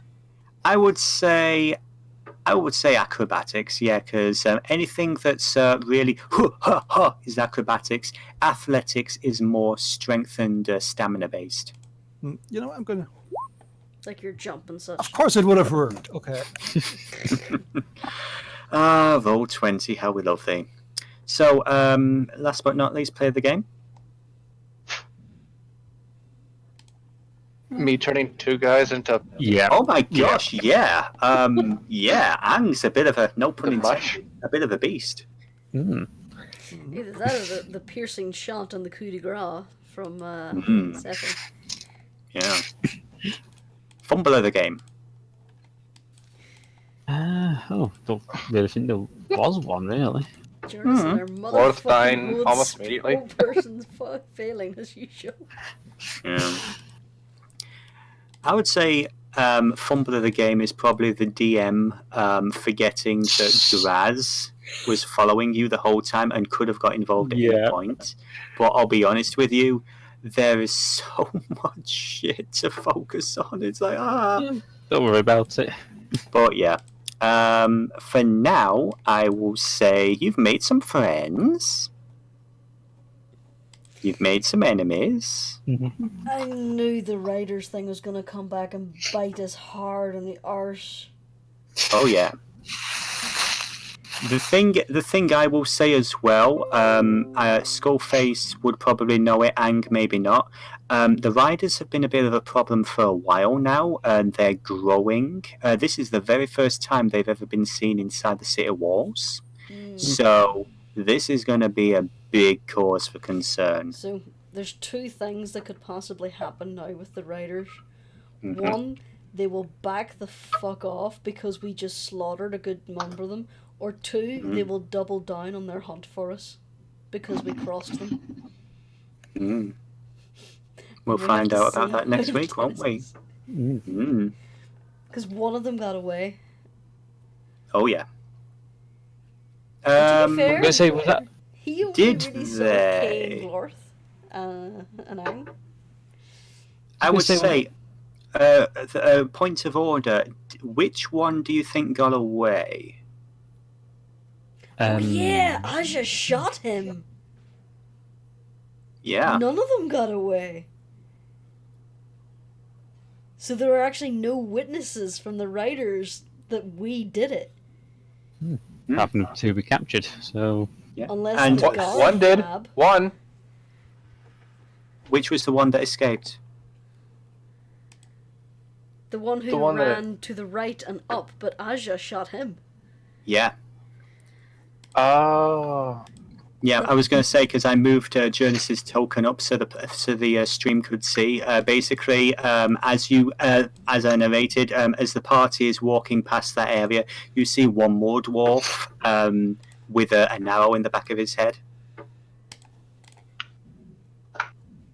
So yeah, if you send me a game invite, I can basically add my secondary account, Specutator, in, and then Okay. I can, if you just give me a little icon, I can use him as the camera.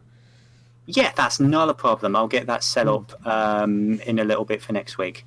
So yeah, I'm enjoying this immensely. It's so much fun playing with you all like this. And yes, I do mean playing with your lives. So much fun. You all take care of yourselves. And for everybody in stream and everything, this Sunday there will be no Curse of Strahd. Instead, we have something different, something very special. I am so freaking excited for this game. I have no idea how to play it, but I am so excited to play it. It's going to be amazing. So, going down the list, that's going to be a good night from me, a good night from Creature, a good night from Icy. Good night, everyone. A good night from Jurnis. Good night, everyone. And a good night from Sephi. Night. Good night, everybody. Goodbye. Bye. Good dreams. This is the part where we just stand around awkwardly for a minute before Jurnis realizes she's the one managing the stream.